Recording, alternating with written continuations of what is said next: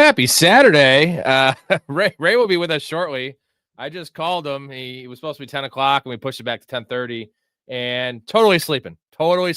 Like, you know that you need to call someone, and they're just not there, and it's just like talking to a fucking someone hollow. Just, yeah. I was like, what are you doing? He's like, not what I should be doing. It's like 10:35, man.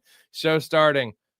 Pretty awesome. So he'll be a little groggy to start out. He did tell me he ate like a 2-pound ribeye. So maybe he still has some of it left. Maybe he'll share some of that on the show with us, but going to be awesome. I got to keep my energy up as well. I ate a bunch of food tonight, so a lot of bread. So we'll see how I go. What's going on? We got Mark in here. We have Mark in here. We have Mark in here, and we have Mark in here. And I'm in here. There's also 11 people in here, so let your presence be known, gentlemen, and start pumping in those questions, and we'll get to them all Saturday night right before NFL Sunday. No London, Greece, Germany, Australia, Brazil, none of that shit. No early game tomorrow. We get to sleep in a little bit. So excited about that. Actually, just a normal noon football Sunday. We haven't had many of those. So really happy about that. As much as I like the extra football games, it's just taxing, especially for me. Yeah, I start the day at 7:45, and then I get off the live stream at night at 1:45, and it's just a long-ass day. What's going on, Jason? Did you play golf today, Jason? You had something going on in the morning, right? What was that? Hopefully you had a good day. This is bad. We got to definitely write a song about how we do not diddle kids. Do not diddle kids. It's no good diddling kids. There is no quicker way for people to think that you are diddling kids than by writing a song about. We got a question already from Mark. Pick 2 full PPR. Parker, Yoshi, Tootin. Now, Tootin and ETN are both full goes from what I read. Yoshi's not going to have Joe Burrow. It is officially going to be Joe Flacco. And then Parker Washington. I love how we just call him Parker on this channel. He is a first-name basis. He's like Cher.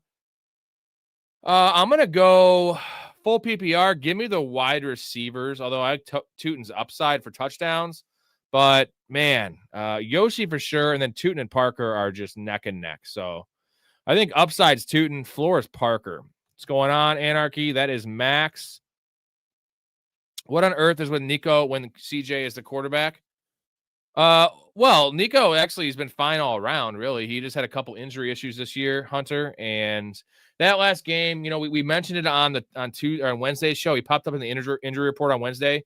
I look at this. I'll look at the snaps numbers right now. I'm guessing he played less than 70% of the snaps. So let's take a gander at the snap share there, because he was not on the field at all in 13 personnel and barely on the field in 12 personnel.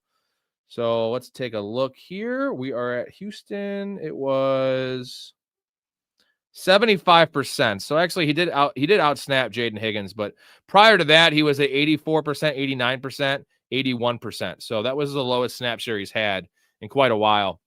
He didn't look diminished, and I will say he took that big shot in the middle of the early the third quarter there on his big play, his last reception. And then ever since then, he didn't see the field much. Now, I don't think he's necessarily injured from that. I think he came into the game hurt and then got dinged up there in his upper body, and that was probably part of it. Silver says pick 2, Slayton, Yoshi, Michael Wilson. I'm going to go, man, as much as I want to go Slayton with the kingmaker there and Jameis Winston, I'm going to go Yoshi and Michael Wilson. Michael Wilson for sure, and then it's Slayton and Yoshi are really tough. I just like Yoshi's more of a PPR guy, so give me the PPR guy there. Now, I know that there's a chance that Mike Gesicki's going to come back, and I know he does play that slot role, but he's not going to be eating into Yoshi's snap share there. Jags or Saints D? Man, it's tempting to play the Saints D against Kirk Cousins. That's for damn sure. And they're favorites. They're at home. They're 2-point favorites. I think I'm going to go Jags, though, just because Brissett is just throwing the ball so much. What's going on, Ray? How was your nap, bro? Not long enough, bro. I knew it. You tried to cover it by saying something. And I'm like, I've called enough people when they're sleeping to know they're sleeping. All good. How you feeling? You get refreshed? How long was it? Not long enough. How long was the nap? Like 45 minutes? Dragon Ball Z, bro. Did you eat that giant steak? No. You have it now? Did you make it? No, it's it'll be done sometime or another. You can make us take at 2 a.m. I love it. That's Ray. Dude, I ate a fuckload of food tonight. Let's get to a couple more questions here. Big Ray in the building. Get Rayed. You got some beers to wake your ass up, Ray? I do. He's a mess. Ray's a mess right now. What do you got? No, I'm just trying to figure out. How to? He's thinking aloud, folks. No, that's all I do, dude. Sean Tucker versus Rams or Tootin versus Cards. We're going Sean Tucker here, Silver. The matchup's tough, but I feel like he's going to get more snaps than Tootin, and he's coming off an epic performance there. Kevin, thoughts on starting Emmanuel Wilson over Travion and PPR if Jacobs is out? Yeah, definitely. If Jacobs is out, I'm going Emmanuel Wilson all day over Travion. He said he's scared about getting Vrabeled. Well, he's been getting Vrabeled, as in Travion's been getting Vrabeled all year. Now, I can guarantee you that it's not going to be a majority. Like, I bet Travion does out-snap Ramondre Stevenson. Two worries are it's a 60-40, and the other worry, the main worry for me, is the goal line work. Now, Henderson's looked really well in that role, really good in that role. He's been running hard, but they love Ramondre Stevenson. Vrabel loves Ramondre Stevenson. You agree with that one, Wilson? If Jacobs is out, oh, and there goes Ray. If Jacobs is out, we're going to Emmanuel Wilson, and he's back, kind of, I think. My bad. Need one free agent, Mooney, Dortch, Hollins, or Judy. We'll get to your question here in a second, Bandit. Do you agree, though, that it's Wilson over Travion if there's no Jacobs? Yeah, 100%. I mean, because honestly, here's the thing with Tootin is that he's had this entire time to. This is not over. A Tootin question. Oh shit, my bad. What was the question? Sorry, I'm trying. He's still waking up. It's okay. It's okay. No, I'm trying. I was trying to put this a stream onto Facebook with me. My bad. Oh, okay. I'll carry the show for a little bit. Not your best start, Ray. I know. I'm sorry. It's an all time. It's all right, dude. It's fine. It's fine. It's funny. Actually. I know. I bet everyone here's laughing. It's actually pretty fucking funny. You got me in here. I'm carrying, bro. I carry. Yeah. So Emmanuel Wilson must start. If Jacobs is out, I'm putting him as a top 12 running back. Like with some of the bye weeks, some of the injuries, like he's gonna get all the work. Don't mind the matchup there with the Vikings. Kevin, yeah, I agree. Sometimes sickening to the bench. Travion in his matchup, but Vegas has dangerously close to its true timeshare. Yeah, and they're gonna keep it like that until we see anything different. We gotta get Bandit's question here. Need one free agent: Mooney, Dortch, Hollins, or Judy. It's Mooney for me. I know Dortch just had a nice game, but he's the number third option there. Mooney's the number one option, I guess. 1B with Kyle Pitts. Not Hollins because we're going to have Keyshawn Boutte back, so it's not Hollins. He's out of there. And Jerry Jeudy has Shedeur Sanders. This man, Shedeur Sanders, we all know him. Well, so you like Boutte? I love Boutte, but Shedeur Sanders we call Shitter Sanders. And Shitter Sanders is coming into the game. Blue 42! Blue 42! What is he saying? I don't know. Just roll with it.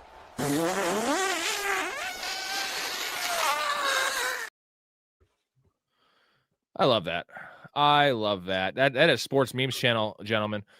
Ray raid himself from Mark, and then Silver says must-win situation. Do we see any situation that J.J. McCarthy actually makes Jefferson worth starting? Well, let's just get this out in the open. Like, he's been bad. Like, McCarthy's been god-awful. And Jefferson's been bad, but he's still been start-worthy. Like, you're still getting 5 for 50, which I know is bad, but it's still a wide receiver 3. So, like, we're not benching Justin Jefferson. He's still getting, even last game, he got 9 targets. The 5 previous games, which averaging 10.3 targets. Like, he with a player that's a top 3 receiver in the NFL, he doesn't look bad. It's not his fault. He's frustrated, yes, but top 3 talent with 10 targets a game. I don't care if I'm throwing him the football. You're starting that man. Yeah, I mean, especially with Justin Jefferson, like you said, I mean, obviously he hasn't been producing nearly at the clip what we want, but when he's playing, like at this point, because with the Vikings, I still keep an eye on them as a Bears fan, and like when he can play and they can get him the ball, the dude produces. So as long as they can do that, which at this point, I mean, they're in dire strength. So I would look at Justin Jefferson being a pretty good option. I mean, besides the fact he's him, like they need to produce this week. There's no other option for them. And the thing is, like, if you're JJ McCarthy, if I'm just putting myself in JJ McCarthy's shoes, which I don't want to do because that's pretty gross shoes right now. He does make a lot of money, though. I'll say this. But if everything's been terrible, right? And what should I do? What's the one thing that could cure what ails me? Just throw the fucking ball to Justin Jefferson. The man doesn't have to be open to catch it. He gets separation. Like, just focus on Justin Jefferson. It's worked before for, remember back in the day when the Texans had DeAndre Hopkins and no quarterback play, no offensive line, and it was just the Hopkins show. Give the man 14 targets. So haul in 7 or 8 of them. And that's not a good percentage. For him, that is, because he's a 50% passer right now. And that's with like dump offs and shit to Hawkinson. So you gotta just pepper. I'm betting one of my bets, spoiler. I will release them here in a second. Justin Jefferson, I'm going back to the well again. It's 65.5 yards. That's the point too. You're talking about benching a guy. His Vegas number, now his career number is like over 80 yards per game, but his Vegas number this game is 65.5. That's still elite territory. Like, how many guys do you think have a higher receiving total than that? 14 this week? 13? It's a high number. That is a high number, but I mean, I wouldn't expect, DeAndre Hopkins, if you're playing him, you know what I mean? Like, that's just not happening anymore because of like where he's at there in his career. But at the same time, when you have, Lamar and you still have that explosive type of team, when you have DeAndre Hopkins at this point, I'm saying like he's an old man, but he's still like getting the job done in the red zone, which is clearly showing. Are you talking about DeAndre Hopkins this year? Yeah. Oh, I'm talking about like DeAndre Hopkins, like old DeAndre Hopkins, like the Texans. That was my comparison. Yeah, but I get that. But even then, I don't know. All right, sorry, go on. Loveland, Darnell Washington, or Taysom Hill swinging for the fences. It's Loveland. I mean, you're swinging for the fences. Yeah, it's Loveland. Yeah, it's love in general. If you want floor and anything else, like Taysom Hill, I guess is swinging for the fences, but he's going to get you 1 or 2 possibly. Goff or Brissett, Ray. Brissett's hot as hell, but what do you think? I mean, here's keep in mind the Lions are coming off a loss, and they're at home. And plus on top of that, I mean, I would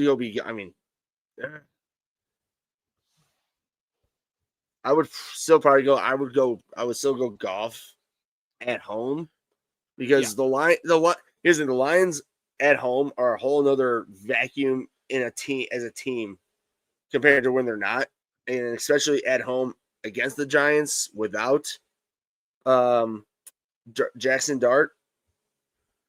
I mean, they're set up. Jameis can put up points though, baby. Jameis, and now we got Slayton back, so I don't care. The thing about the Lions is the blowout and what they call the game script doesn't matter when they're coming off a loss, or in general it doesn't. But when they're coming off a loss, I mean, we've seen this multiple times. We saw the Bears game week 2, and we saw it against Washington 2 weeks ago when they were coming off that rough loss, and they put up. They will throw until they're up 30.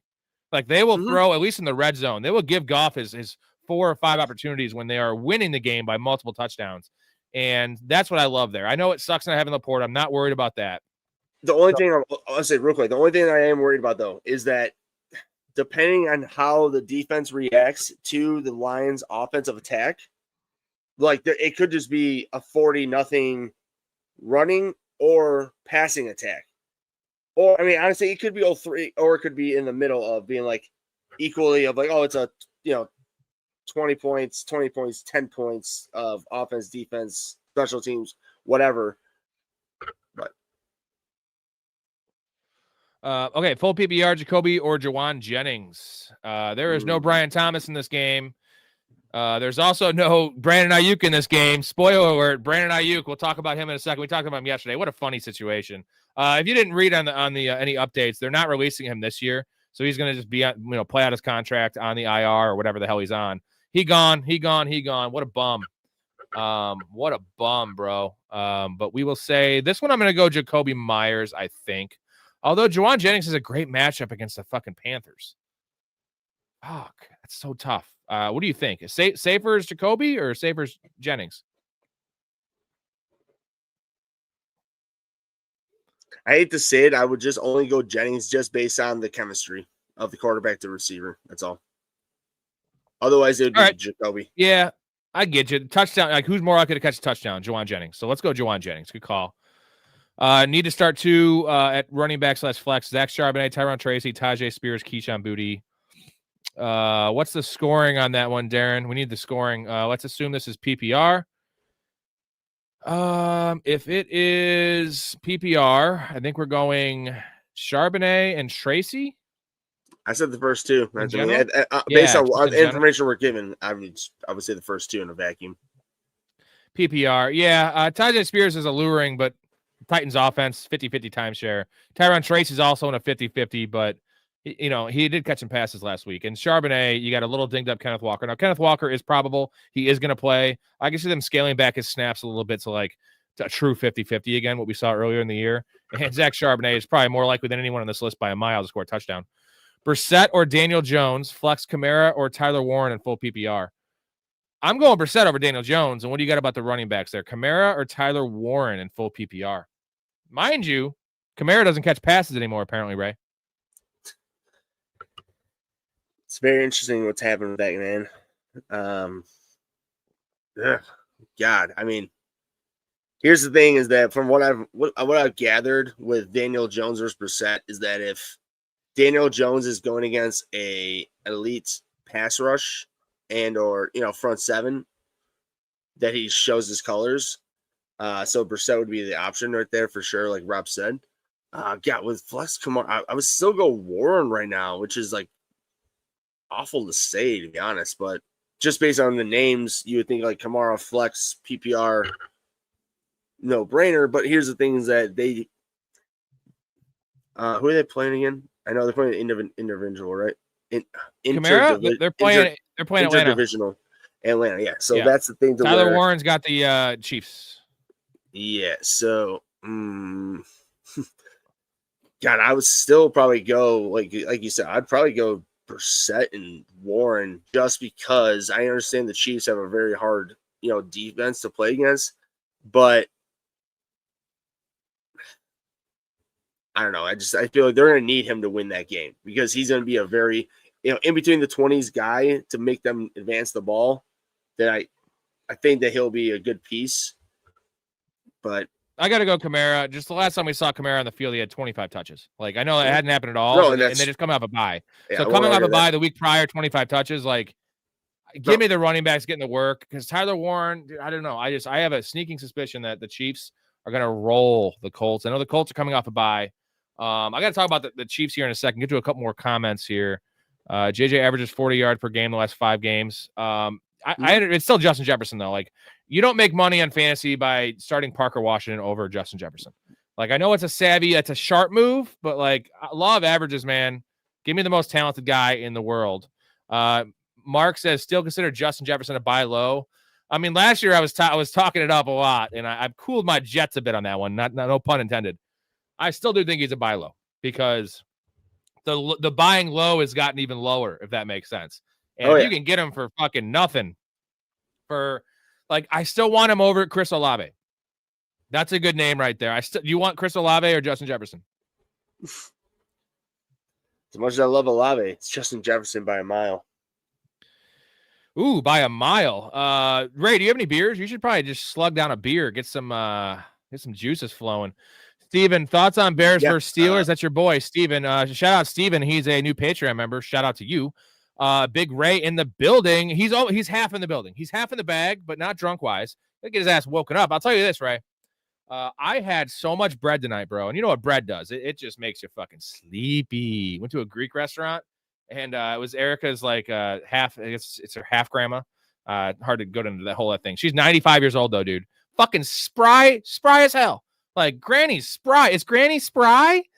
Yeah, this Granny was spry and just funny and with it a little loopy. Sandwiches. But bro, what do you think we're gonna look if we even make it to 95, Ray? With all the meat you eat and all the beer I drink, I don't think we're making it to 95, brother. And also we're males.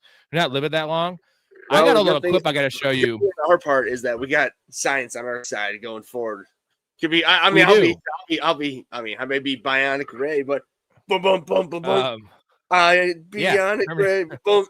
Have you seen The Fly? The old Fly with Jeff Goldblum? Great movie. So this is me. This is me at 95.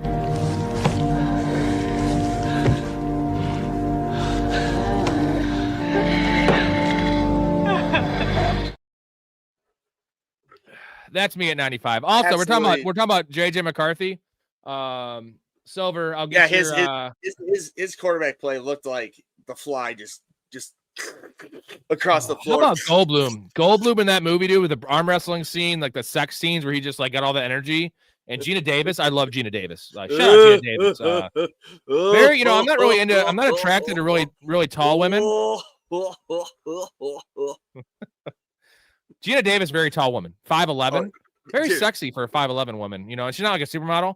What's Ray's over under on beer chugs tonight from Silver? Well, I mean, the thing is, you guys control that whole thing with the supers. He should probably do one just to get the energy going. But anyways, like I ate so much food that I'm out of it right now. But I'm gonna carry it. I bring the energy, Ray. Bring it. I'm gonna purposely time this. See how nimble Ray is. He's like a little kid where he's like, I'm gonna go get something from my room. Time me. Yeah, exactly. All right, do it. What do you got? You gotta go downstairs? No, I'm already downstairs. No, you can't. You can't read that. There you go. I can see it a little bit. No, I can't. No, you can. There you go. All right. That's a good question here. Let's see. Where am I at here? Sorry about this. I have Jennings starting. Mooney is available. Don't know if I should pick him up. No, I start Jennings over Mooney. I like Mooney, but like he's not a real number one. He's thrust into that role, and Kirk Cousins is a bag of dicks. He sucks. So, Jason, I want to stick with Jennings. Also, Purdy loves Jennings. Like the thing is, Mac Jones was the Pearsall guy. Brock Purdy is a Jennings guy. He's Jennings, and Kittle. So I want Jennings there. No problemo, Darren. Will Casey salvage a season or do the Colts prevail? Well, you know what? Interesting you brought that up, Bandit. I was going through the schedule. I wanted to bring this up on kind of the intro here. And I was going to ask Ray, and I still will ask Ray, what are some games we're looking forward to tomorrow, some storylines, some important things. And the Chiefs season essentially is on the line here the next couple of weeks. They are 5-5. And I'm going to read you their schedule and let you know why they have to win this game. So they're 5-5. This week, they're at home against the Colts. Colts coming off a bye. Next week at the Cowboys, not looking like a walkover game. Cowboys defense much improved. They got a good offense. They could lose that game. Then they're at home against the Texans. We just saw the Texans lay a beat down on the Bills. And let's not forget, the Bills lost 2016. Ray Davis had a 100-yard kick return touchdown. So one of their touchdowns was on special teams. We also have at home against the Chargers, tough matchup. Then they're at the Titans, easy matchup. Home against the Broncos, and their last game of the year is at Raiders. So they have Raiders and Titans are really the only games that's like a guaranteed win. And they need to go. They need to have at least 10 wins, 10-7 minimum. I think that might even get them bounced. So if they go 5-2, they're not guaranteed in. So 6-1 is the only way they can guarantee themselves in. If they go 4-3, they're not making the playoffs, folks. And we're going to see a postseason without Patrick Mahomes when his career worst right now, as we all know, is AFC Championship loss. He's never had a season that he was a starter. First year he didn't play. He has never had a season he started where they did not make it to the AFC Championship game. Wrap your head around that. It's not like he's played 4 years. I think this is his 7th or 8th year. So this is a real possibility, and I've been saying it, and I should bet a lot of money on the Chiefs. I'm probably going to sprinkle some on there. I've been saying the Colts are frauds. I think Danny Dimes is a fraud. So I got to put my money where my mouth is because it's also everyone says how NFL's rigged, right? I'm pretty sure the NFL wants the Chiefs in the playoffs. They want Mahomes at least in the playoffs. So you add all those things together, it tells me that the Chiefs are winning this game. The line's only -3. It's -3.5 in a lot of spots, but I don't like -3.5. If I can get it, if it ends at -3, I might adjust the line and do like a -135 Chiefs -2.5 and throw a fucking boatload on it because I don't know there's many storylines where I tell you the Chiefs win this game. And one of them is the NFL's rigged. Now I don't believe that, but that's a storyline. They need this game more. That's a storyline. They're a better team. That's a storyline. I don't believe in the Colts. That's a storyline. I don't know what the other storyline the Colts win is the Chiefs are just bad this year. But I just think they're better this year than they were last year. They have more talent. It's not really manifesting itself on the field, but they have more talent, right? This year than last year on the offensive side of the ball, at least. I mean, you're rocking fucking Rashee Rice the whole year. You got Tyquan Thornton. You got Travis Kelce, who's turning the clocks back. And the problem is the running game is absolute doo-doo. Like doo-doo, terrible. And it's not getting any better because Pacheco's not coming back. You have a fucking ghost, the corpse of Kareem Hunt back there. But they're a proud franchise. They're a proud team. They're at home. We saw the Colts get decimated by the Steelers, and I feel like the Chiefs have a better defense than the Steelers. So what do you think, Ray? What is your game you're looking most forward to tomorrow? Storyline game? Mine was the Chiefs. You were getting your beer, but it was the Chiefs' season's on the line here. If they lose this game, they have to go undefeated the rest of the way to guarantee themselves a spot in, and their schedule is just too hard for that. So they have to win this game. Well, definitely Chiefs are one of the teams that I'm looking at because, Mikey, one of our best friends that he went to school with in Kansas University is from Kansas, and he loves the Chiefs, granted, as he should. But I've been talking shit a lot. I mean, I've been talking a lot of shit to him, because they've been just, they had, oh, you guys had, you could have had Mahomes and just all these things that we know as Bears fans. That it's just like, yes, thanks for telling me for the 1,000th fucking time that we will well understand. But honestly, because I'm with you, if the Chiefs do lose that game, we're on uncharted territories with them. Lately, for what they've done. We're already in uncharted territory, Ray. Like them being the I know. territory.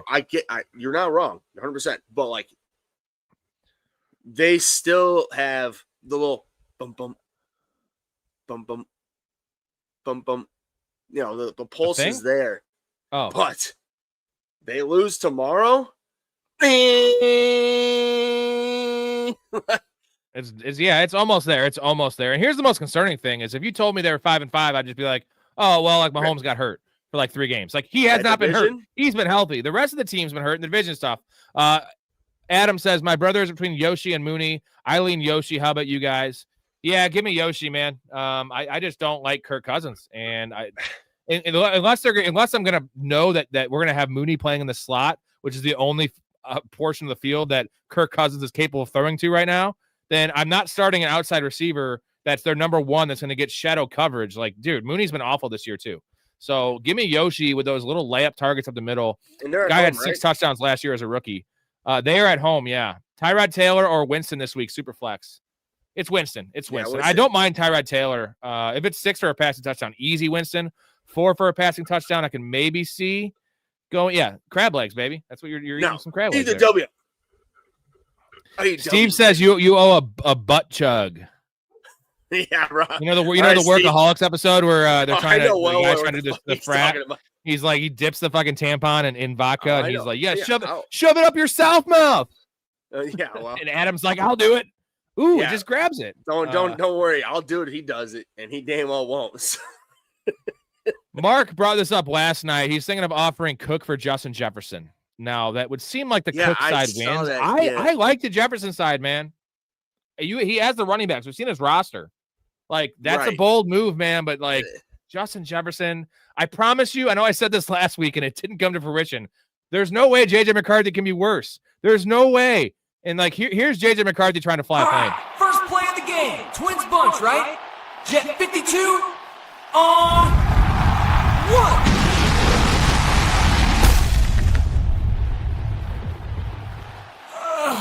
My bad. The bass in that fucking video is hitting, bro. I feel like I'm at the club. Never really been to a club, but I've been to a couple, but not really my cup of tea. Colby, I'm in 3rd place in my Dynasty League, and I lost Burrow. I have JJ and AJ Brown, but I also have JT. Goes to show how great of a year JT had me for 3rd place. One player can't do it all. You know what I mean? Just can't. Especially the deeper the league, one player is less and less important, brother. 10-team leagues, one player can win it. Ravens or Raiders D. This is easy, Ravens, dude. I know the Raiders have Shitter Sanders as we call him. Give me the Ravens defense, who's playing much better, Ray. They're playing much better against a team that their number one wideout's A.D. Mitchell. Need I say more? I would only say this. I'm starting the Raiders in my worst team out of my 4 leagues. I'm 5-6, and I have Vikings defense. So I just figured for the hell of it, I'll play the Raiders D, which I'm not I'm not happy about. But in general, I would definitely pick the Ravens if I have the choice. I didn't have the choice, so that's why I picked the Raiders over the Vikings. But if I did, I'd pick the Ravens for sure. All right, we're going to go through a few things. Keep on pumping those questions in, gentlemen. We will get to all of them in due time. We go in order, so it might take a little bit of time, but keep on pumping them in. If you need something answered really quick, you don't have a lot of time, $2 super chat, get to it right away. I want to get your biggest game, biggest storyline that you're looking forward tomorrow. We're going to do a little different version of our two big things.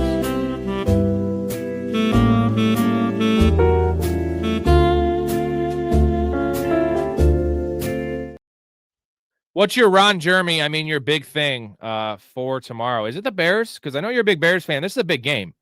First place in the division. I would say that I'll lump it together. The NFC North being between the Packers, Vikings, and the Bears and Steelers. That is all for that division in particular. That is everything is all for that both matches because you got the Packers and Vikings playing. Which, if the Vikings somehow upset the Packers and the Bears win this game tomorrow, the Bears have a stranglehold on the NFC North, which is like me included, had no fucking, never saw this click coming. And let's say the Bears win tomorrow, and then the Packers win tomorrow, then it's still on par. But if the Bears lose tomorrow and the Packers win tomorrow, then the division is just as wide open as it was to begin the week. But at the same time, I'm saying, I'll just put it this way. NFC North is one thing that I'm looking at, and those are the two games combined. But the other thing I'd be looking at would also be, there's so many. That Rams Buccaneers game, just because again the Buccaneers are going through that gauntlet, going through a huge another game. They need to win this game. The Panthers are literally a half game behind them. No, and that's the thing. But the Panthers are more than spunky. You know what I mean? Like they're not just like, oh, Rico has resurrected them, to say the least. Fuck yeah, he has. Do you think that Minnesota's season's over even if they win? They're 4-6. They'd be 5-6 with a win. That would put Green Bay at 6-4-1. Let's say the Bears lose, they're 7-4, and Detroit's 7-4. That would make them two games out of the lead. They are currently 2-1 in the division, though, which is nice because they did beat the Bears. They're 1-1 against the Bears. They have a lot of division games going. Like Kevin O'Connell, proud coach, good coach. Quarterback's turd, but the defense has been banged up this year, but they're still an elite unit. Is there a chance that they could come back into this race? If they lose this game, they're 100% dead because now the Packers are light years ahead of them. The Bears are light years ahead of them. Lions aren't going anywhere. Because, I mean, dude, think about where they're at last year. They were one quarter of football away from having a first-round bye and winning 15 games. They won 14-3. They were about to go 15-2. That was a bloodbath game against the Lions. Sam Darnold's awesome, apparently. Well, but that was with a guy that everyone wrote off. You know what I mean? I'd be writing off fucking JJ McCarthy right now, as much as I don't want to, because he's a local Chicago kid, and I would love to see him succeed. It's not looking so hot, man. I mean, he sucks. He's just inaccurate as hell. Like, it's ugly, to be honest, and I don't want that. But what I always say, Ray, is if he was a rookie, a true rookie, I'd give him some fucking grace. He's not a fucking true rookie. He sat behind Sam Darnold and then had Daniel Jones in the room and had Kevin O'Connell next to him as a Yoda type, like Star Wars situation, right? Yes. He literally had Yoda teaching him how to raise that fucking ship, and now he gets to the ship and it falls on his face. It's awful. It's fucking awful. So, and again, if Wally's in here, I'm sorry, man. You're a big Vikings fan. JJ proved me wrong, dude. I listen to ESPN. I'm not trying to pull a Stephen A. Smith, but don't be sorry for that. I listen to ESPN 1000 all the time. Chicago all day, dude. There's Viking Scott who calls in, dude. Shout out Viking Scott. You'll never watch this, I'm sure. You're an older guy, but dude, like that guy calls in all the time. Like, it's whatever. Like, but you're not wrong. If the Vikings win this game somehow, to be honest, they're still in the division at that point. Like, they're still like scrapping around. They lose this game, they're definitely done because to your point, especially if the Bears win this game this week, even if they lose, they're still going to be the Vikings will be fighting hard to get to the playoffs. But if they lose, the Bears win and the Packers win with the Lions too, like they might as well pack it in for this year. these wild card races are it's wild, gonna no be pun fucking intended. We're crazy, looking dude. at like 10 wins is going to be missing the playoffs in both 100%, conferences, most likely. So you need 11 and 6 is a tough road to hoe, as they say. Couple things I want to get to is I want to get to my bets here for all you guys. So if you're not in the Patreon, you don't get access to these early bets. I did release the video a little bit ago. First off, shout out to the Patreon members here. The list is growing. I appreciate all of you, especially the fanatics. Y'all keeping the lights on here 7 nights a week, 6 different guests. You never know who you're going to get. Big Ray, Meat Sweats. You got Storey, the Chaz. Mike Hastings has joined us. Big Ben, Bartelt. Good group of guys here. The chat, everyone here, the community is awesome. Get a lot of perks, man. We're getting ready to get our NFL playoff fantasy leagues together. We do 2 of those. And then once you get in, you have access to our leagues next year. We'll probably have about 6 or 7 of those. Play with us, play against me, play against Big Ray, play against Storey. Free merchandise, access to my early gentlemen. Here's the record. It speaks for itself. It's actually better now? No, it's still 55-24. 55-29. Sorry. I wish it was 55-24. But we have seven plays tomorrow, 6 for Sunday afternoon, and then we have a play for tomorrow night. We're going to get to the bets here. We're going to get Ray's opinion on all these. All player prop bets. Some of these lines has moved because we placed these bets on Wednesday. So I went back to the last one I did, Ray, was Justin Jefferson. It was the last of the 6 plays. It's 65.5 yards. Couldn't help myself, bro. Sorry, I'm laughing. My buddy Dempsey that I spoke at his wedding, he just texted me. He's like, "You look lit as fuck on this live." I just woke up from a goddamn nap. I'm like, I'm sorry. I just woke up from a nap. So Justin Jefferson over 65.5. DJ Moore 34.5, fellas. That fall from grace. Tyler Shuck over 7.5 rushing yards. Amon-Ra St. Brown over 82.5 receiving yards. Quinshon Judkins over 67.5 rushing yards. And then Derrick Henry over 79.5. Now, Henry is up to 88 yards. Judkins is up to 71. St. Brown's actually down to 78. I can't cash it out because I take like a fucking $30 hit. So I'm just going to roll with that one. Shuck's up to 8.5. DJ Moore is at like the same 34. And Jefferson's stuck at that line, 65. So we have 6 plays here, Ray. Give me your top 2 and your favorite 2 and your least favorite. Well, if you're telling me that St. Brown went down to 78, I mean, I don't know. I got him, but at the same time, I'll do my own research real quick. 78 yards. He has done that 1, 2, 3, 4. So he's only done it 4 times, but this game at home in the Dome against the Giants, I mean, yeah. Again, I'm saying I haven't had him in fantasy, but I would, even if fantasy aside, honestly, like at home against the Giants, I would really like to think that's a really good bet. Like at this point, I'm thinking I would think he'd go over 100 this week. That's just me, but especially like you said, he's down from that. Judkins, I like that as well, just because they're going to need to be able to stay in that game. And the only way to stay in that game would be able to control the ball, and that's running the ball. That's a low number. He's going to get 20 touches. So unless the average is like at Vegas, dude, like I love that one too. And who are the Ravens playing? Ravens and the Jets. Yeah, I would go with those 3. Would be my Henry, the bottom 3 would be my out of all of them. What are your thoughts on DJ Moore? Because he's still playing the most snaps and running the most routes. I was gonna go at Dunze. He's at like 57 yards, and the matchup's better for a Dunze. They play a lot of man. But DJ Moore is fine. Like that's one catch for DJ Moore. At least it used to be. I would just say that DJ Moore has been getting open. He's just been sort of fucking up by drop. I mean, that drop he had last week would have been like a 40-yard plus catch. Not the one that Caleb fucked up on and overthrew him on, but I think it was a touchdown pass that DJ just like dropped. And I don't know, like DJ's been really odd with his drops so far compared to what we're used to, but all it takes is one decent pass for 35 yards and you get that. So that's not, I mean, even Justin Jefferson, to be honest, like everything, I really don't mind all of them because, dude, I mean, I don't know what Tyler Shuck has been rushing wise, but he has not done much, but the man had, I want to say it was something like 500 rushing yards in college his senior year. And that also, like, college rushing yards are different. They take off sack numbers. Right. So if you get an 8-yard sack, so like 500 rushing yards is a fuckload. Tyler Shuck's very athletic, and 7.5. I feel like that's a gift. And Atlanta has one good thing, it's their pass rush and their secondary. So they can cover guys and they can get to the quarterback.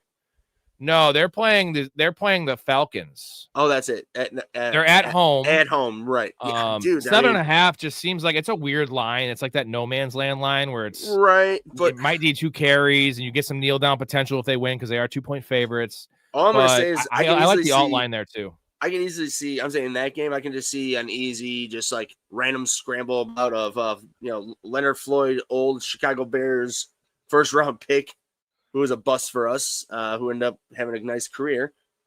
Just I'm saying he's on Atlanta, I believe. Like, yeah, I'm saying just chasing after him for one play. Oh, 8-yard scamper. There you go.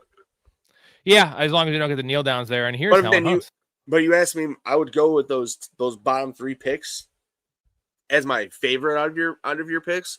But to be honest, none of your picks this week. I mean, in general, they're not bad because your record shows. But right now, none of them are outrageously like, oh, I don't know. Those are all very gettable in my eyes. Yeah, I was only gonna do 4 because I'm just on such a heater, and it's like the last thing I don't want a 1-5 Sunday because like as long as I get to go 500, even 2-2, but like I say, screw it. You're on such a heater. I am. Thank you. That's 2 hands. You don't need 2 hands with me. You just need 2 fingers. Real quick, a couple more things. I got a couple more bets to get to, but we are doing our fundraiser here. Every 5 supers is a beer chug. Every $20 super chat's a beer chug. Everyone that signs up for the Patreon during the show, if you want to get in the community, get in the Discord. It's 62 people deep right now. I will see the notification. I will chug one for you guys. Saturday night, we're getting a little wild, getting a little crazy. I have a touchdown parlay for you guys. We'll get to all these again later, too, if you missed them. Touchdown parlay. This one, the odds aren't very good for this, but David Montgomery, Quinshon Judkins, and Saquon Barkley. It is what? Without the boost, it's like plus 55, 550. So like 6-1, right? So with the boost, it's 7-1 odds. These are all just one touchdown scores. Montgomery, I feel like, is getting the end zone. Quinshon Judkins should get in the end zone. And then Saquon Barkley has not scored in like fucking forever. So I was going to go Jalen Hurts because they had the same odds, but give me Saquon Barkley there. And then this one I added for a half unit. I'm not making an official play, but it's really wild. So Alec Pierce, 5 plus receiving yards in the first quarter is essentially even money. And Kappa sent this one to me, and I was like, man, I want to alt line it and do like 15 plus. Somehow 15 plus was only like plus 130. So, because it's kind of Alec Pierce's game, right? If he gets a catch, it's usually over 15 yards. But right. 5 plus, maybe they give him a screen pass, like even money 5 plus, because his actual number right now in Vegas is 57 yards. So how are they putting the first quarter at 5 yards at even money? It just made no sense to me. I don't like fucking around with first quarter totals because, all it takes is the Chiefs to win the toss and have a 9-minute drive. Colts go 3 and out, the bet's dead. But, on the other end of it, maybe the Colts win the toss and then they get 2 or 3 possessions in the first quarter. Like there's a lot of ways. I just felt like that was a wacky line. You don't want Ray's take on all that, so we'll just move it along. What, you don't like that one? No. Why not? Other things is why. Conspiracy Ray. Yeah, but they're not going to. Conspiracy Ray coming in hardcore. The conspiracy could not be we're going to fuck this game up so Alec Pierce doesn't hit his first quarter receiving total. Like no one's betting that.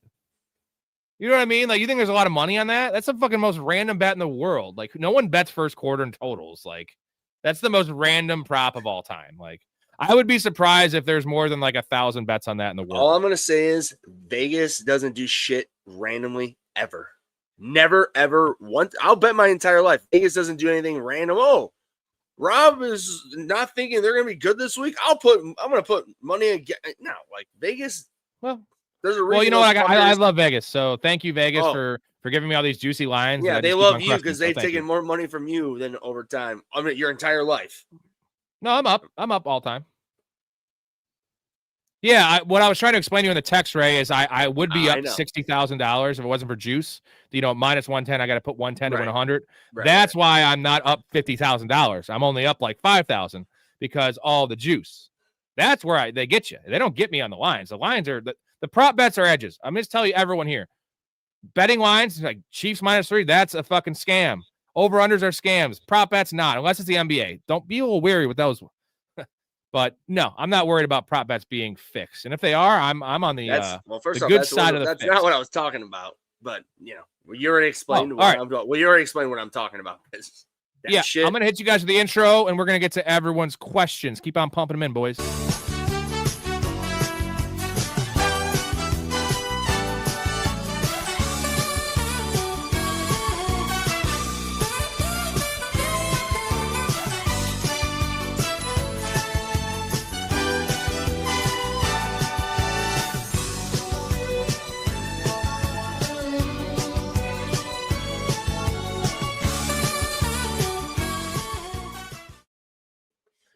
I guess I don't Silver really like stories, says, Silver, what do you mean by this? Pierce 5+ yards first quarter is chalk. Like that's just like a chalk bet. Like I don't know what that means. Is chalk good? Is chalk bad? What does that mean? Hey, by the way, how the hell did we change our fucking names? So you're trying to explain? It's not me. It's YouTube did it. I don't know. It's some stupid thing. It's going with handles opposed to their actual YouTube channel, which is silly. I guess hold on. Or go on. I don't know why. And everyone needs to just change their handle if they want to change it to what it is, so I know who you are, or I'll get used to these names. But chalk means the bet everyone is placing. I don't think a lot of people are placing first quarter totals on Alec Pierce because I didn't hear this from anyone except for my buddy. No, I get it. It should be chalk. And like why it's crazy is the reason I bet it, Silver, is yes, it's just Big Ray. The reason I bet it is because I wanted to do the alternate line, but like 20+ yards is only 2-1 odds. So like how is 20+ 2-1 odds and 5+ is like even -115? That makes no sense at all. So like that's why I bet it. I was like, because I would if it was usually a guy that has if it was 5 for the first quarter for the normal standard line, when you get up to 20, now we're talking 4-1 odds usually. So like, and also you see his numbers at 57. Usually they divide it up. The first quarter is usually the lowest because second quarter and fourth quarter you have end of game, end of half. You have an extra possession there, but 57 divided by 4 is like 14 yards. So it should be set at 11.5 is what I would have in my head. Like that's just super low, and it's because he doesn't run any short routes. So he's either going to get it, he's going to have 14 or he's going to have 0. But hey, man, I've seen crazier shit. So I just wanted to say real quick that because the reason I went on my phone, as you saw, like I posted in the chat because my thing was like Big Ray and it was like a bunch of random numbers. I went in just to like my settings on my phone, like in YouTube, and it says like your not your actual like at name, but your just profile name, I guess. And my name was, like I said, it was Big Ray, something, a bunch of different random numbers. So I just changed it to Big Ray in 1991. That's when I was born, just for easiness. And so if everybody's just like Rob was saying, like freaking out about your name, just go into your settings and just change your change it for whatever your channel is. Essentially, that's what I did with mine. Mine was Professional Fanatics with numbers, and I just made it Professional Fanatics. Right. Be growing stuff. Hurts or May, also Michael Wilson or Judkins.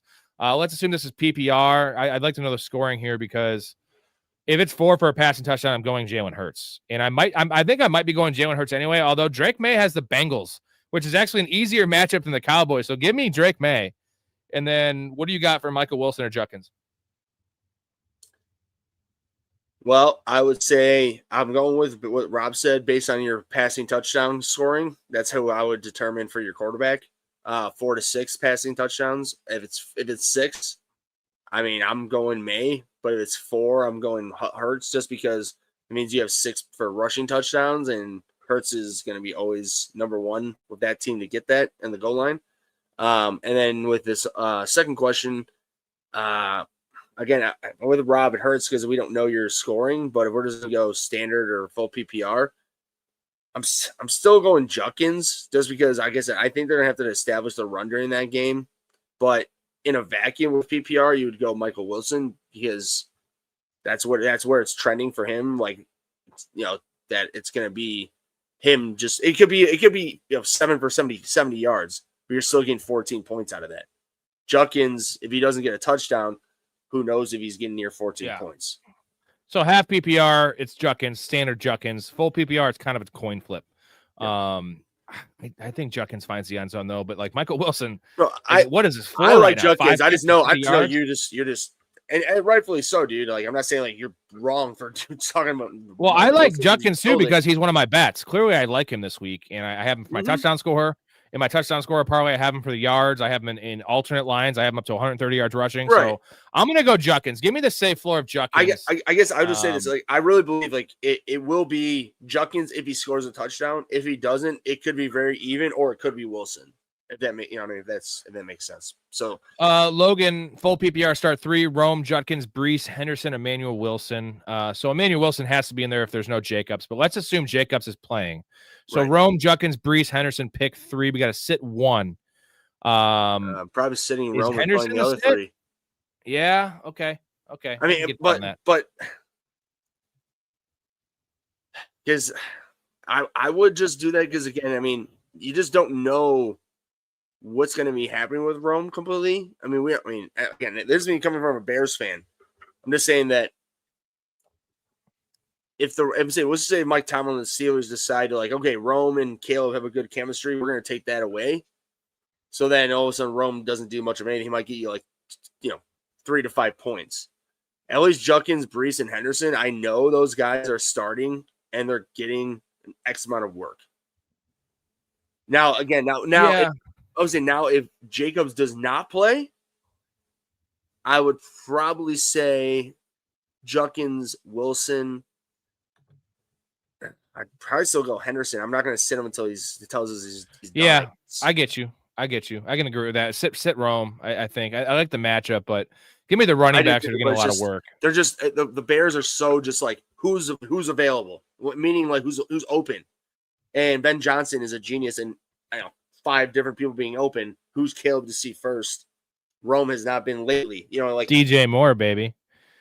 Start 3 this week. Wandale, Rashad White, Kamara, Bam Knight, and Sticky Ricky. So Wandale with I want Wandale with our boy Jameis, and then Kamara for sure. And then I'm not starting Bam Knight. I'm not touching that backfield. No, Sticky Ricky, Rashad White. Right. Me and Rob talked about this yesterday. Like, I believe that Purdy likes him, but we don't know. I wouldn't be banking on him just to turn it around from major injury time being away just to turn it around and be. I'm saying if you're expecting a top 20 outcome, I wouldn't be expecting that with him. I would be going Wendell and Kamara. We got to pick another one, though. Rashad White or Sticky Ricky? And Rashad White. We just go Rashad White? Yeah. Okay, especially in PPR. Parker Washington or Dubs? I'm going Parker Washington over Dubs. I don't want a lot to do with that. I guess, I guess if there's no Josh Jacobs, you go Dubs, less running attempts. I do like Wilson. But Christian Watson was on the injury report. He's held, like he's off playing. it now. And Golden's a question mark. I know he doesn't move the needle, but he's still another body. I'm just going to go Washington just based on the fact that Brian Thomas is out. If Brian Thomas is healthy, right, and we're going Brissett over Dak. We're not starting Dak against the Eagles. It sucks because obviously they have an elite offense, but the Eagles defense clearly has been showing out J-Bob, right? So I'm playing all Dak's weapons. I'm not worried about the weapons as much because but I'm saying right in the vacuum. How many touchdowns are going to throw? Correct. Yeah. Ronan, Jake Ferguson or Stream, Barner, Fannin, Fant, not Fant, not Fannin with somehow Njoku's playing. Barner is the only one I'd consider, but I think I'm just going to roll with Ferguson. He might get a dump down. I think it's going to be a shootout, man. I mean, I think he might just get a fucking plethora of dump downs. I'm saying over under. I'm thinking like 50, right? I mean, for this game, like over under is around 50. No, it's way lower than that. I bet it's 44.5. Is my guess. Let's take a gander. We have 47.5. Wow. Okay. A little higher than I thought. So yeah. Give me Fergie and a 47.5 over under. Yeah. What's going on, Astro? Should I roll with Lawrence, Love, or Winston at quarterback tomorrow? Mm-hmm. If it's 6 for a passing touchdown, I probably will go Winston. But if it's 4 for a passing touchdown, I want to go Lawrence, man. He's getting rushing touchdowns. Like quite a bit of them. I think he really is. I mean, it's not sexy by any means for any of these picks, but yeah, I mean, with Lawrence and they're at Arizona. Has anybody watched Arizona lately? they're fucking trash.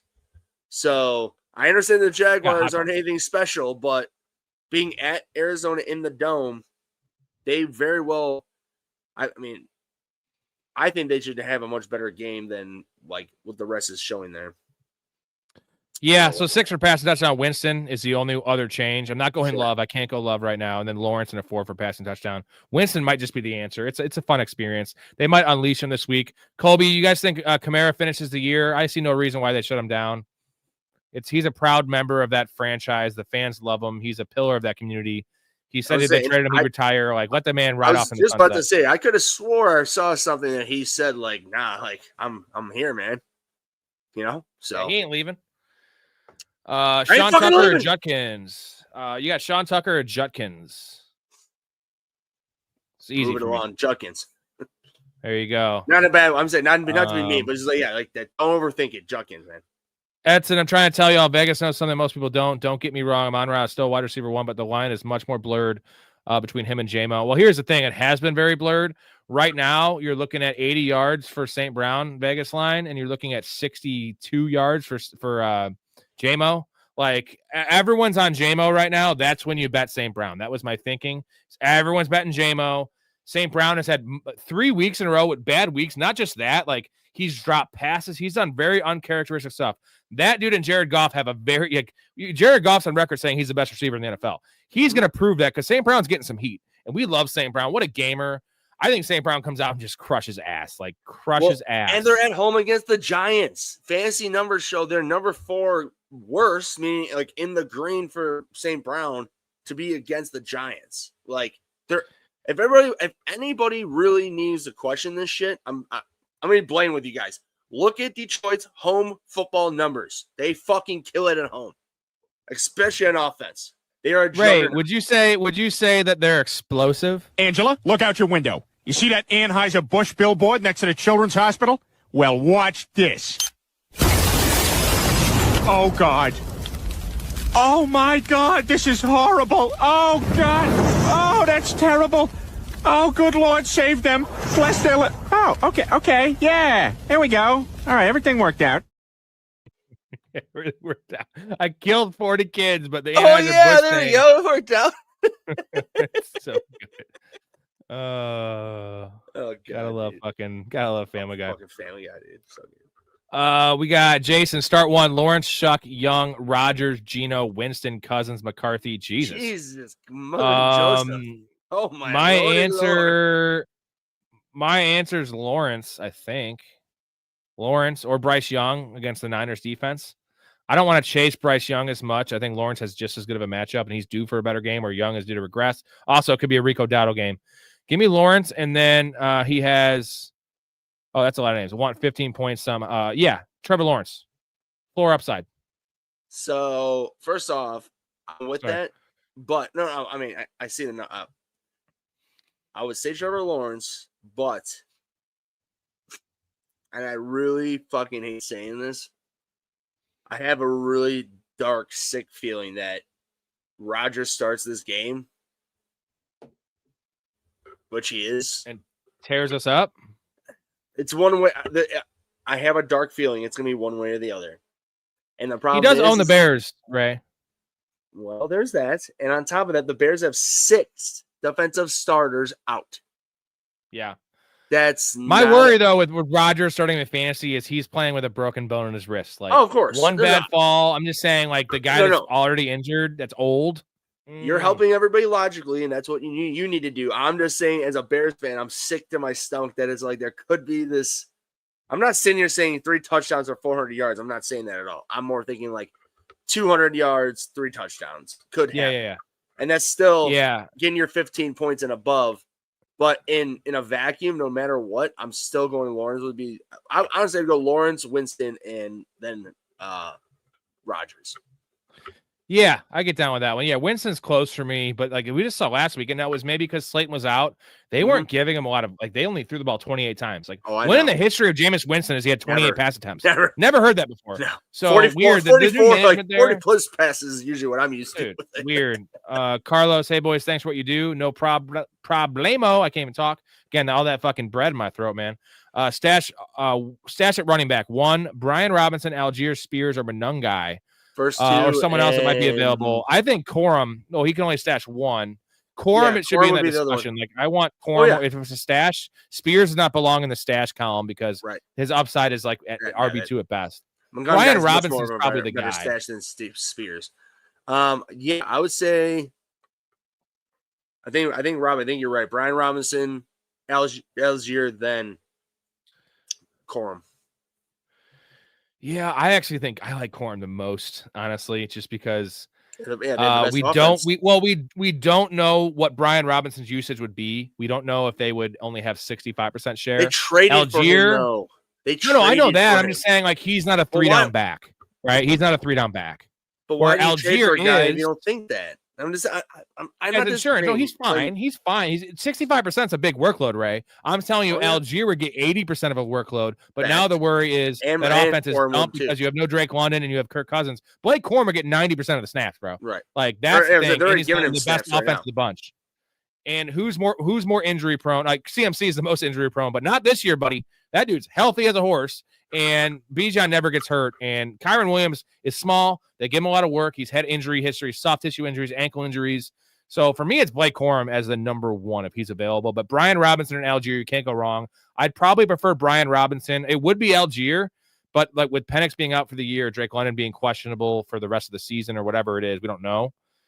And Kirk Cousins playing quarterback. If Penix was healthy, I would change my tune on that as well. But with the fact that we know that at this point it's Kirk Cousins and how bad he's looked, I have Bijan. It just sucks because it's not looking good for the rest of the year on that end. With Ramondre back, do I play Chase Brown over Travion standard scoring? Ooh, I really like Chase Brown and PPR this week because they're missing fucking weapons and like it could be dumped down central. And the Patriots allow a lot of receptions to running backs. Oh my God. I know Chase Brown's gonna be on the field. Did you fart? My dog, dude. She fucking. Oh, nice. Oh my God. Oh my God. Run eggs. It's Chase Brown. Bandit, it's Chase Brown. He's going to play 85 or 90% of the snaps. Travion might only play 65. Now, the matchup's much easier for Travion. Give me Chase Brown. Ray's distracted by a fart. We're going to go Chase Brown. Jay Moore, should I drop Mooney or Jennings to start Wan'Dale Robinson or stash AD Dubs or Pat Bryant? I'm not stashing Pat Bryant. I'm into stashing AD Mitchell as a real random shot there. But I would start Mooney or Jennings. I'd start Wan'Dale Robinson over both those guys, dude. Give me Wan'Dale Robinson as a start, right? Over Mooney and Jennings. Like, come on. It's fucking Jameis Winston, bro. The only thing I will say, and I said this last week, is that I'm not disagreeing with that. Mooney's out. I mean, I understand with London being out, but Kirk Cousins, like we're going to be talking about this a lot tonight. He's not there right now, unfortunately. Like the Reapers come for him, and it's just whenever the season's ready and done, that's when he'll be out of the league. But I'll just leave it at this though, real quick, is that I said that Purdy loves Jennings and Kittle, and what happened last week? He went to those two a lot. I wouldn't just say that. That's the only thing, but it's with the matchup. And here's the thing, especially I've talked about with Detroit being at home against the Giants, they're going to be down. And that means Wendell is going to be getting a lot. And here's the thing, everybody, if you do start Wendell, you might be freaking out going into the fourth quarter. But what does Chris Hansen always talk about? Or not Chris Hansen, I'm sorry. Chris Hansen talks about pedophiles. Scott Hansen talks about, witching hour. The witching hour. And I really think that Robinson this week could be a winning witching hour player for you, like for anybody. Like I really think that could be a thing because they could be up 30-10 and then get to 30-17, but he could get that touchdown and that's just me. PPR scam. And the one problem with Kirk Cousins is coming off the Achilles, he has no mobility And his arm, he might as well have had his arm chopped off.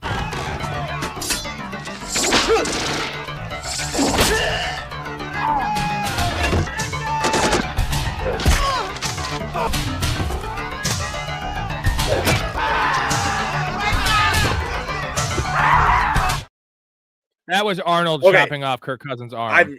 I've never remembered that. This makes so much more sense. That is what Anchorman with Luke Wilson was calling back to. Okay, this makes so much more 1980, is it 87, 88? What a great movie, man. I was saying, this makes so much sense. When I saw that, I immediately thought Luke Wilson and Anchorman. Oh, God damn, not again. Mark, is there a world where Sanders checks down at Judkins more than he usually sees, which is like never? No, because Shedeur Sanders is not a check down guy. Now, maybe they'll tell him. Shedeur Sanders also doesn't listen to his coaches or do any game planning. Maybe, but like Dylan Gabriel is a check down merchant, and even he wasn't checking down at Judkins. So that's the answer. I'm not worried about it. Like, I don't care. Judkins is fine because he's going to fucking run all over that defense. Judkins is a north-south runner. That's what you want in a running back, not a guy like Cedric Benson who would hit the line and then go through that line and get 2 yards. Jason, do not drop Rachaad White for Bam Knight. Trey Benson's coming back next week. Bam Knight might not even lead the backfield this week. It's a three-headed monster. I want Rachaad White. Bucky Irving might not play this year. That's just the bottom line. And I don't care what you think about Sean Tucker. Sean Tucker's never playing 80% of the snaps. At most, you're going to get 60% Tucker. Rachaad White is the PPR back there. I'm not messing around with an expiring asset where like Rachaad White is he's still more important to that offense than Sean Tucker.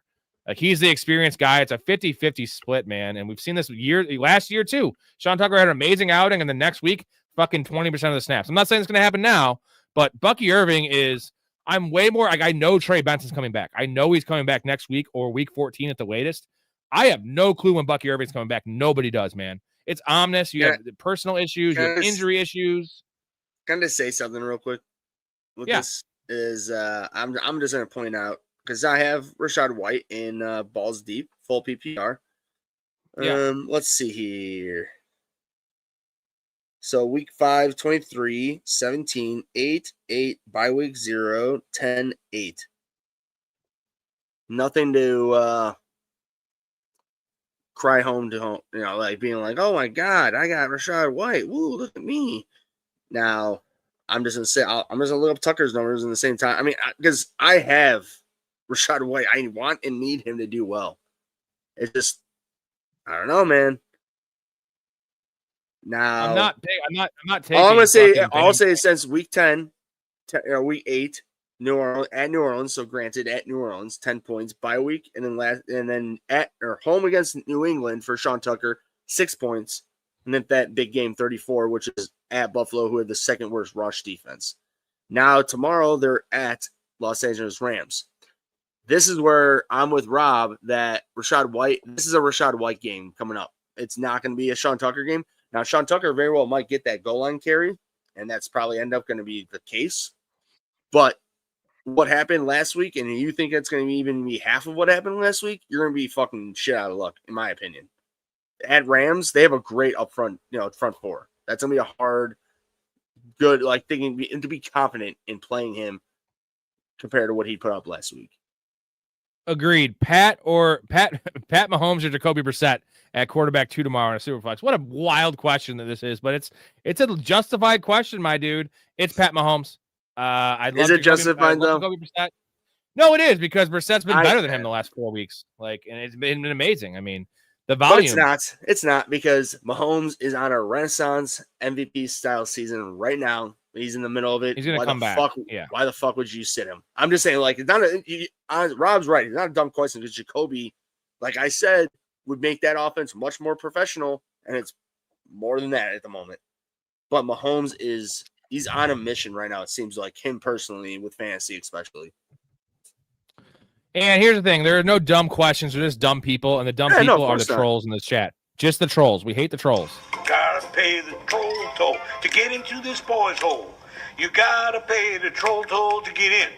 You want this baby boy's hole, you gotta pay the troll toll. Stop. All right, not bad. I feel like you're saying boy's hole, And it's clearly soul. So it's boys' soul. You gotta pay the troll toll to get into this boy's hole.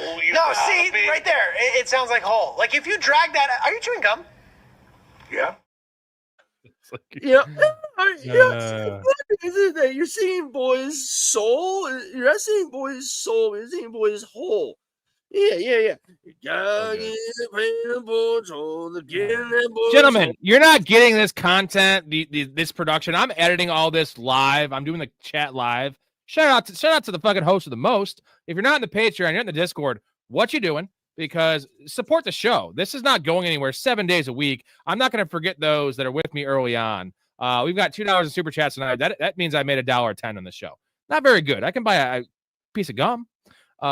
But again, I'll answer everyone's questions. What we're gonna do? Where are you buying a piece of gum for $1.10? Show me. Oh, a gumball machine. I can get like 4 pieces. Those gumballs have been sitting there for 5 years. Yeah, and again, any Patreon sign up during the show, I get the notification. I will chug a beer. Also, put a big smile on my face because got to keep the lights on here. Edson, how are we feeling about Benson moving forward? I have 100% of him in all of my teams, 2 dynasties, 1 redraft. I'm feeling really good, and we talked about it yesterday. It's a schedule, man. It's his schedule.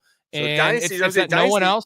Well, he said 2 dynasties. So I'm feeling good in dynasty, man. James Conner's not going to be signed. They're not re-signing James Conner. He's a dinosaur. He's done. So he needs to prove himself here. They're going to give him the opportunity to prove himself because he's a second-round pick out of FSU 2 years ago. He's a dude. I love Trey Benson. Who else has gone after this year, more importantly? On that Kyler. Ooh, there you go. Thank God. He took away rushing opportunities, and he knows will be gone. That means Trey Benson is more up and coming, especially for your dynasties. But like Rob said, if you look at that Trey Benson playoff schedule, like if you can play him, you're playing. Awesome. Him. It's juicy. Don't forget what we call Kyler Murray in the show. It's the Garden Gnome. Don't pee on me, know what I'm saying? No, don't do it. No, I'm saying. Kobe Parkinson sneaky play this week with Higbee on IR. 2 straight weeks with a TD thoughts. I don't like messing with any of those guys. Parkinson, I like the rookie. Maybe his name with 2 starting tight ends. That's about it. I mean, to be honest, I don't like messing with any of that situation. You can't guess the right one. Ferguson's a rookie. But I'm saying 2 starting tight ends would be about the only option that I'd be like, maybe. But like, is in any 10, 12, 14-man league, that's just, especially with the whole how awesomely great Stafford has been on his hot streak. You're just assuming that because that Mahomes has been on his hot streak with the passing touchdowns, that tight end's gonna get another touchdown. Like there's got to be some sort of better options. I'll say this: Davis Allen's still there taking snaps. They've been splitting it literally 28, 24, 25, 26% all the way up there. Terrence Ferguson, man. He is the dude, and next year he's a guy I'm going to draft everywhere because I watched a video of the draft room there, and then Sean McVay's like, I need to have this guy. Yep. And he is an athletic freak. He's averaging, what was it? He is averaging, let's see, it is 18 yards per reception this year. The dude is a fucking monster. He is a goddamn monster. So like, I feel like I am rostering him on some of my leagues where I lost Tucker Kraft and I have like Kate Otten as my starter. I am stashing. I would say if I don't have Fannin, who's my number 1 stash, I am when the news dropped that Edson's a Patreon guy. We got to give him a chug. Thank you, bro. I will send you an email later tonight with the invite to the Discord. You'll get access to all the bets early. With the news that Higbee's out for the year, most likely the fantasy year at least, I am stashing Ferguson in a few spots because if one of the other guys goes down or I start seeing a spike in his snap share up to 60%, Ferguson is the dude. He's the dude. Damn, so I'm not going Colby Parkinson. You must not be playing a lot of leagues that have Jake Ferguson ready available. Not Jake Ferguson, Terrence Ferguson. I wish it was Jake Ferguson. I have Stephon Diggs, AJ Brown, Judkins, Tet McMillan. Which 3 do you choose? Stephon Diggs, AJ Brown, Judkins, Tet McMillan. Ooh. I'm taking Tet. I'm taking Judkins. I'm taking AJ Brown. Fuck, I don't want to sit Diggs against the fucking Bengals. Yeah. I'm not sitting AJ Brown against the Cowboys. I'm not doing it. He's so due for a big game. So just as somebody's due, it's going to happen. Got it. Okay. I'm glad. That's how I operate on my bets. That's my bets is when they're due. Honestly, I just go for guys that haven't hit their number. Hey, and that's one of my theories. I could have sworn AJ Brown said, "I don't give a fuck about your fantasy football team. Trade me." Just saying. Yeah, I know. So are we benching AJ Brown? Are we benching AJ Brown? Because I'm not benching Judkins. I'm not benching Tet. I'm not benching those two. So it's AJ Brown or Diggs, man. We don't know. We don't know the scoring. In a vacuum, if it's standard, yeah, I'm sitting AJ Brown for Judkins by a mile. I'm just saying. Yeah. PPR, give me Diggs because we don't know. But yeah. I'm either way. In half PPR though, you want AJ Brown, right? Oh yeah. No, anything. I'm with Rob. What he said with starting, I was just playing devil's advocate. If it's standard, you're not. I would be sitting AJ Brown by a fucking mile and playing Judkins. That's just for me. That's an easy call in standard. Anything else, I'll go with Rob. Thank you, Edson. Appreciate you. Carlos, he went and picked up Quorum, who was available over Algier and B-Rob. I just got to ask you this, Carlos. This is why this is a big Discord question, because I need to see your whole roster. And I think if you could get all those guys, if you're in the playoffs, give me league winners. I don't want players like Bam Knight or players like, at this point, if Parker Washington, who I love, if he's your fifth receiver, I don't want to roster guys like that. Even Michael Wilson. Yeah, well, this week's awesome for Wilson, but like after that, what are you gonna get when Mark Harrison comes back? Okay, so that's my point. You would take those three guys over Wilson for the rest of the season on your roster than Michael Wilson this week. If he's my fifth receiver, yes, correct. That's what. If it's a guy that you're just that's a fringe player, right? Like Rashad Bateman, right. Maybe that's not a good example, but. Keyshawn Boutte. If Keyshawn Boutte is your fifth receiver, there's no world where you're starting Keyshawn Boutte in your semifinal matchup when you have a bye because he's your fifth receiver. I want a guy that I can play in flex, and a flex would be Brian Robinson or Algier when they're the starter. Low likelihood league winner. That's how you win money, baby. That's what we want to do here. Hey, real quick, just to add on real quick. This is the quickest thing. Why you liked my team in balls deep more lately? Because that's exactly what I did. I picked up a lot of guys who were not starting running backs at the beginning of the season. Now some of them have been, coming out because right now I have Travion Henderson and RJ Harvey. They were not starting at the beginning of the year. Stop slurping your team on air, Ray. I'm still in first place, baby, although you've won back-to-back. So I guess that kind of counteracts that. Fuck you. Guess what? Before you joined the league, I won 3 straight. That's all I got to say. After I joined the league, I won 2 straight. Yeah, years too. Not as good as you. Who should I roll with, Borealis or Santos? It's Borealis for me. Well, give me that. Well, here's the Carlos thing. Santos sucks. Within the 40, he doesn't. But I'm going Borealis based on the name. I know it's a shitty thing, but I will tell you the actual reasoning. Santos is gold within 40 yards. Outside of that, even maybe 45 will be nice, but 50 plus in this day and age in the NFL, that's fucking pathetic. If you cannot hit consistently, honestly, 55 yards at this point, Santos can't even do that. I think his high is 54, maybe. I mean, Rob, maybe I'm off the top of your, I don't know, but it's not that. Oh high. No, it's weak. It's not weak. It's not over 55 yards. I'm pretty sure it's 54 yards, and. Again, being diehard Bears fans, we watch him day in, day out.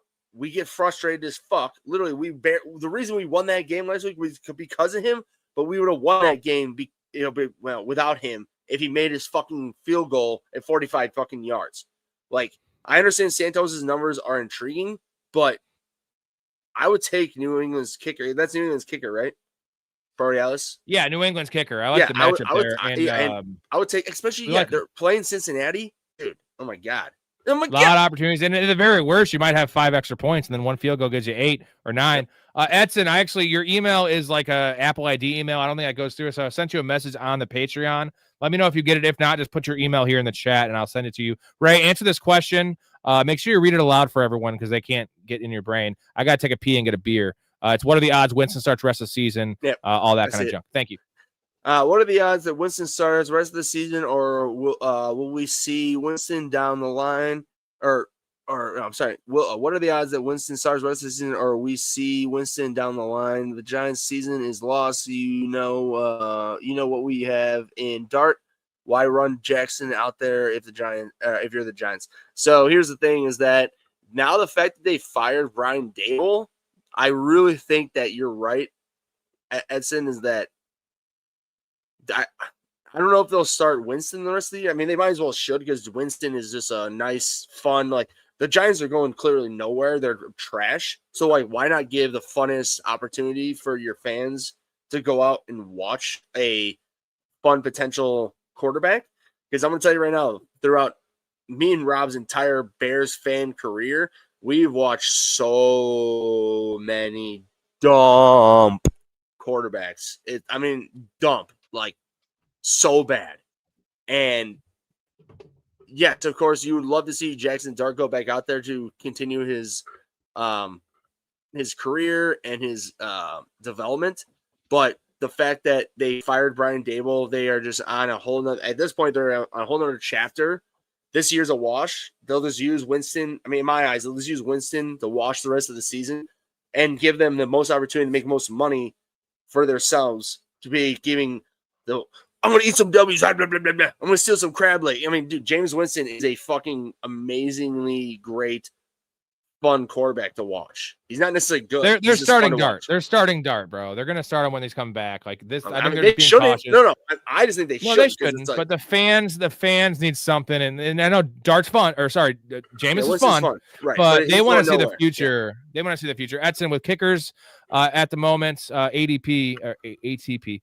I'm guessing at the moment. I feel like guys in domes and good weather should be a priority. This time of year, yeah. In September, October doesn't matter as much because games in Chicago are still 60 degrees, mild weather. And this time of year, man, there's only a couple Chris Boswells out there where it doesn't matter. That motherfucker kicks 55-yarders in the wind, in the rain, in the snow. That's the priority. So Cam Little, guys like that are important. Aubrey, yeah, he's Aubrey. Yeah, he's, I was he's saying awesome. no, but like in general though, he's not wrong. Like we're getting into that time of year because that as a Bears fan, that's why we loved Robbie Gould when he was here. That dude knew how to kick in Chicago, one way or another. Most people don't, and there's a reason for that, and that's why going into the end of the year having good weather kickers and dome kickers end up working out great. I met Robbie Gould, really good golfer. He's a scratch golfer, man. He's a lot bigger than you think. He's like 6'2".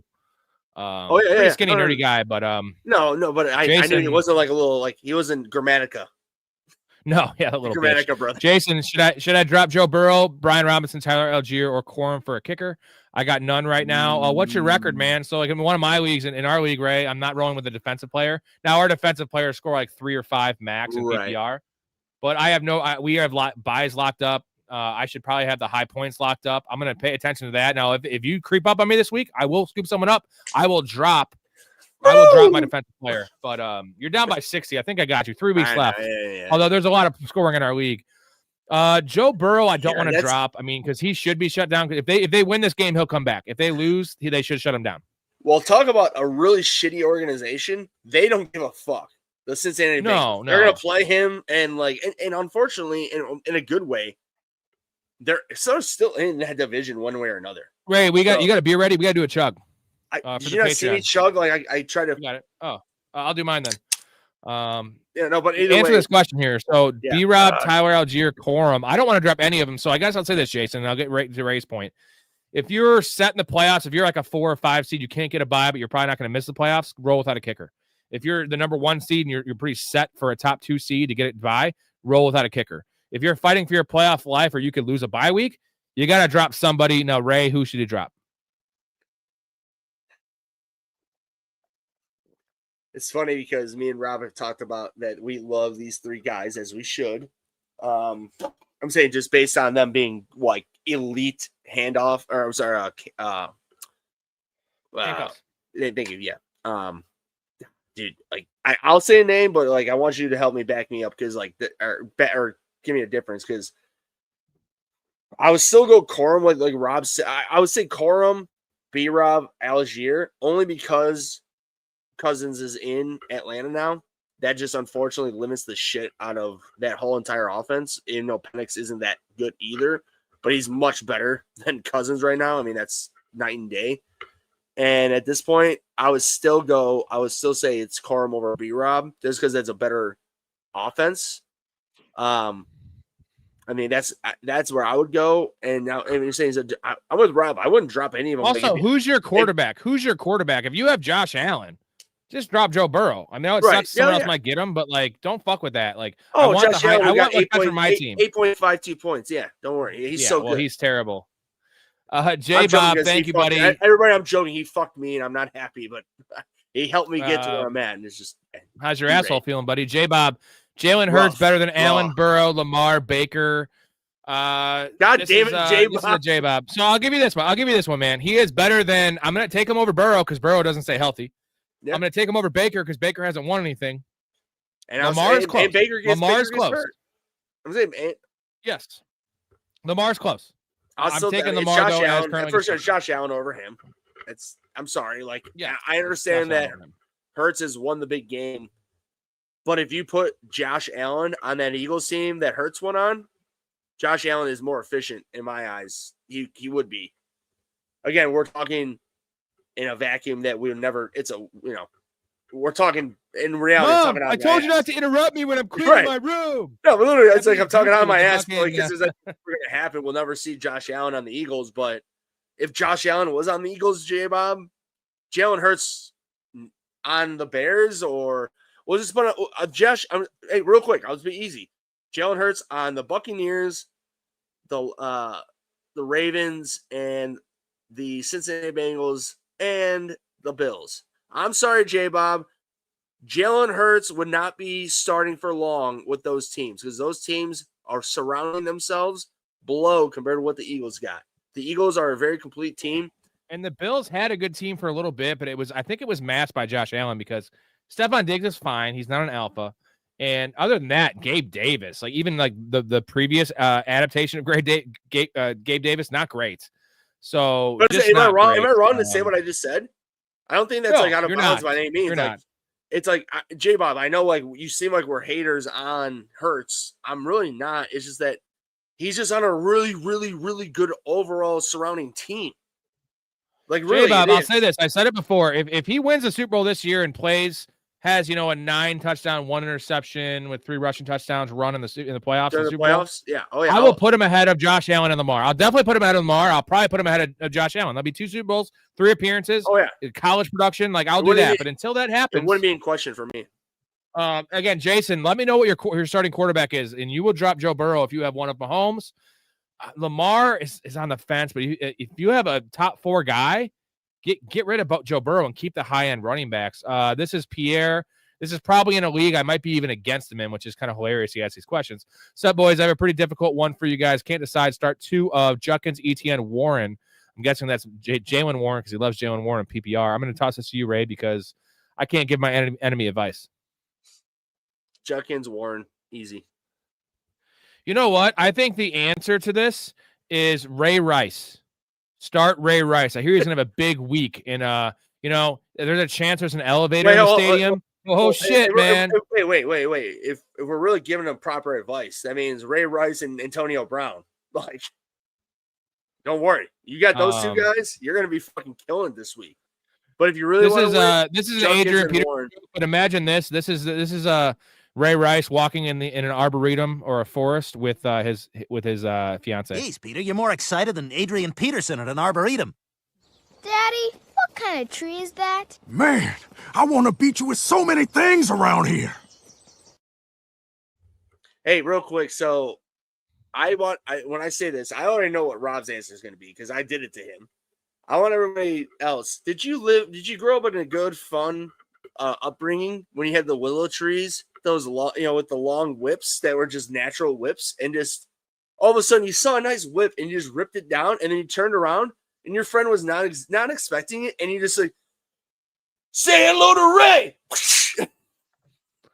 Yeah, I had that a lot, and also I'm kind of into BDSM, so like I'm all in for whips, bro. Oh boy. Yeah, you know what's up. J Bob says Yoshi. They're talking about Yoshi Vosh, so it's not spelled like that. It's Yoshi Vosh. IOS. It's spelled really weird, bro. But I love Yoshi. He is my must start of the week in terms of waiver wire guys. Now he's not in the waiver wire right now. He's the guy. You got him after the waiver wires. Is he the second? He's the second backup for Cincinnati, right? Well, he was already playing 80% of the snaps. No, as but a I'm third saying receiver he's slot the guy third before. receiver on Cincinnati. Yeah. He was now receiver Yes, 2. so Because it's very similar to Michael Wilson. Michael Wilson was the number 3. And no, this week I love technically him, he was the dude. number 2, but It's a great matchup. Yeah, and he's with my Jamar being dude. out, I mean, dude, first off, T. Higgins to the moon. I mean, T. Higgins like top 5, I would think, right now for this week. And him, Yoshi, you wouldn't think it, but just because the name, but I would put him in like high wide receiver 3, if not even low wide receiver 2. So like 30 to 20. I'm thinking this week. I mean, I like him this week, especially if Joe Burrow plays. I mean, God, getting back. Yeah, I love Yoshi so much. Jason, Wilson, if Jacobs misses time, or Jalen Warren. If Jacobs misses, it's Wilson. Wilson's an RB1. Jalen Warren's also playing against a somewhat tough rush D in Chicago, an underrated rush D in Chicago. And also you're looking at a guy that's injured. Like he's hurt at least. He's hurt, right? Jalen Warren's hurt. The front 7 of the Bears is decimated this week. So it doesn't matter. It's still a scrappy unit, bro. It doesn't matter. They've been scrappy all year, man. They're not the Bengals. They have no starting linebackers. So you shrug your shoulders at that. You shrug. Yeah. Okay. I'm not. You think I'm happy to say this? I want the Bears to destroy them. The answer is still Wilson, though, right? Without Josh Jacobs, or you're gonna go Jalen Warren, who's coming off an injury himself? They're at Vikings, right? Yes. Yes, because they're in the dome. Yeah. Tucker, Sean Tucker or Henderson in PPR? Hendo, baby. Yeah, Tucker, if it was half, I'd go Tucker, but I was saying Tucker doesn't get anything for PPR. We know Hendo is always, if Hendo did anything, he was a receiving back. J-Bob, got all your Sunday plays in, excited for free money. I'm a little scared because J-Bob his timing's been so bad on my bets. In the NBA, I was 22-4 and he hopped on and I went on like a 4-8 run. And then in NFL, he did like 2 weeks. The 2 weeks. So I what went, you like, need to do is below. you tell me what your bets are, and then I put them on the Discord and be like, "Hey, this is Rob's bets." Not even taking credit. No, I like this week, and I know I like. Everyone always says they like their week. Like they always like their fantasy team after the draft. They always like their bets. Oh, we got another chug here to do. Let me. I have to show you real quick, J-Bob. I think you got this in the Discord, but there's one I didn't put in the Discord. I'll show you right now. So I put this one up there. This is the Alec Pierce one. This is really weird. 5+ yards in the first quarter. This one I didn't post. Touchdown parlay. I only do touchdown parlays if I get a specific touchdown parlay boost, because I don't believe in touchdown scorers. I think that's just really random. Montgomery, Judkins, Barkley. Those are the 3. It's 7-1 with a boost. So I was going to do Hurts. I know you would love the Hurts thing, but Barkley, you're an Eagles fan. Barkley hasn't scored a touchdown in like 2 or 3 weeks, maybe. He's had like 1 touchdown in the last 4 games. Unreal. So, and then Judkins against the Raiders. Well, I mean, Rob, I'm going to say, here's the thing. Like, they're at Dallas. If that dude being Saquon, does not get 1 rushing touch, I mean, I just feel as if that's like an easy, I don't know, it's when I say easy, because it hasn't been easy for him for this year, but I just feel like an easy 20-yard touchdown. Like, I don't know. Like, yeah, they should just give him the work. Or a 60-yard touchdown. I don't know. It just seems like drop Mooney for Dubs for long-term value, Ray. What do you think? I like it just because if Drake London comes back, you get nothing for Mooney. Nothing. And you got Kirk Cousins there. Let's say I don't know. Romeo Dobbs could lick my maw. I know, and you got Jaden Reed, and the problem is Jaden Reed's coming back, bro. Correct. So I almost like Mooney more, dude. I don't know. It's a toss-up. I've thought this out of my ass so many times, and it's not even out of my ass. It's true. It's just like there are teams in the NFL that they don't have wide receiver 1, so they just whoever's open, and that's what the Packers do. That's the Packers. That's what the Bills do. Those type of teams, you can't just sit there and be like, "Oh, this guy's gonna get X amount like guaranteed." No, that's not a thing anymore. Jason says they said Bucky next week for sure now. Dude, they've been saying Bucky next week. That's like a parent Jason. That's like, can I go hang out with my friends? And they're like, maybe, maybe's always no. And next week for sure is always no. Like, yes, there's a chance he comes back. I got a better analogy.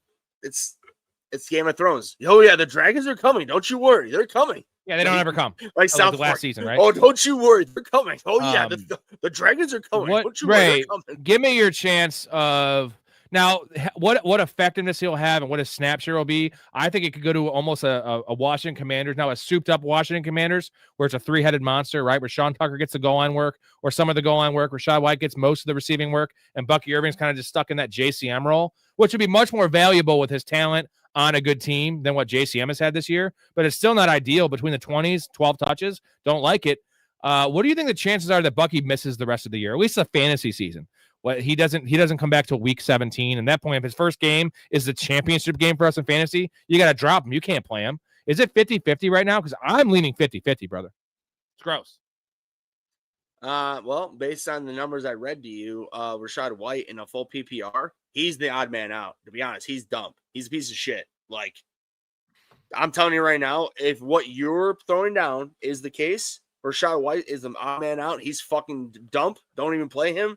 It's going to be Bucky Irving for everything in between the 20s, and then Sean Tucker within the goal line. That's really what I think. You really think he's a piece of shit? So you think he's a little bitch? Well, you can camp out here for a while. Well, this is pretty sweet. Is this couch fold out to a bed? Yeah, totally great bed. But that's Jenkins' bed. Your bed's over here. Dude, that is so fucking weak. How am I supposed to get a chick in that? No, don't worry, dude. You couldn't get a chick if you had a $100 bill hanging out of your zipper. Yeah, I could. No, dude, you're a little bitch. I am not. I don't even know why I hang out with you guys. Because you're a piece of shit. I am not a piece of shit. Well, yeah, but you're a little bitch. Sure are. Well, yeah, because you're a little bitch.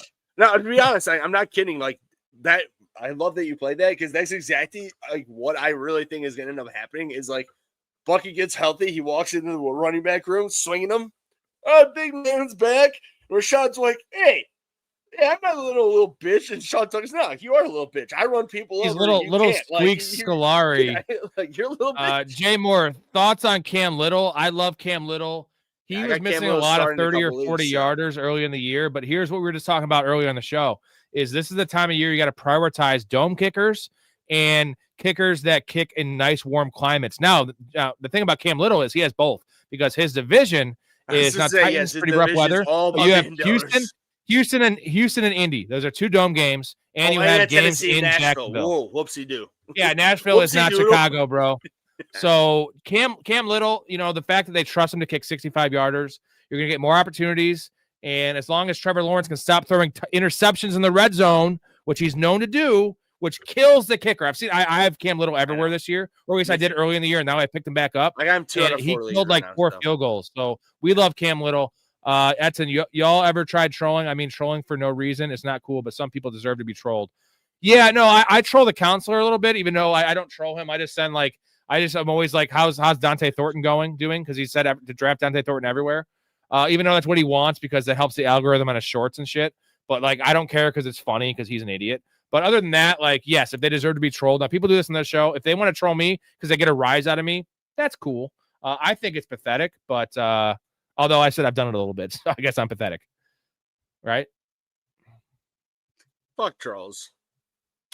Taysom is getting the goal line rushes again. He had 7 runs and 1 catch last week. Yeah, that's also a reason to kind of fade Kamara. This could be, as Silver says, a Taysom Hill day. You never know when they pop up. No, they pop up randomly. Yes. It's like a herpes attack, Yeah, dude. I don't know where you got herpes, Yeah, 20 points plus, and it's like, what the fuck was that? And you're like, well, I don't know, but whoever started him in their fantasy daily fantasy, they won that game. 100%. Jay Moore, Dubs or Jennings full PPR? Jennings. I'm not fucking with the wide receiver. Purdy loves Jennings. Edson, thank you, my dude. I will add you to the graphic for the next show. Appreciate you. I will give you a little welcome wagon in the Discord. I'll get you in the private chat as well. More important, Santos. Welcome, Santos. Yeah. Love it, man. Those of you guys who are not in there, you should probably check it out. Get in the community. This show goes on 24 hours a day. This chat, the conversations, the jokes. It's a real thing. It's not the fantasy footballers community, I'll say that, which is just like a bunch of wannabes. You guys are all the real deal. There's no wannabes in this motherfucker. Do I drop Tucker for Singletary full PPR? No, I want Sean Tucker over Singletary all day. I don't want a 50-50 split in Giants. I'd rather have a 50-50 split in fucking Tampa Bay. Better player, too. The only reason that I'm 100% agreeing with you, it's just that there's a reason that question is asked because, of course, we talked about Singletary being a fucking pest. Well, that's exactly living up to his shitty fucking name. How we feel about Tiny Dancer this week? Now, Kenneth Walker has a glute injury, which is ironic because he's always dancing with his ass. Now he's probable, Ray. So he's probable. But the worry is they scale back his workload in an easy matchup against the Titans. Where do you rank Tiny Dancer this week? Is he still top 24 for you? Or is Charbonnet ahead of him? I have Charbonnet ahead of him, personally.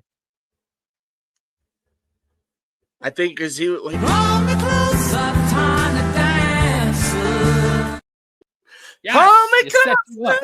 set you up. All right, realistically, are you starting Charbonnet or Kenneth Walker in full PPR? Which one? Do you want me to hit that note again? I can do it. No, I'm not gonna do it. I'm not gonna do it. What do you got?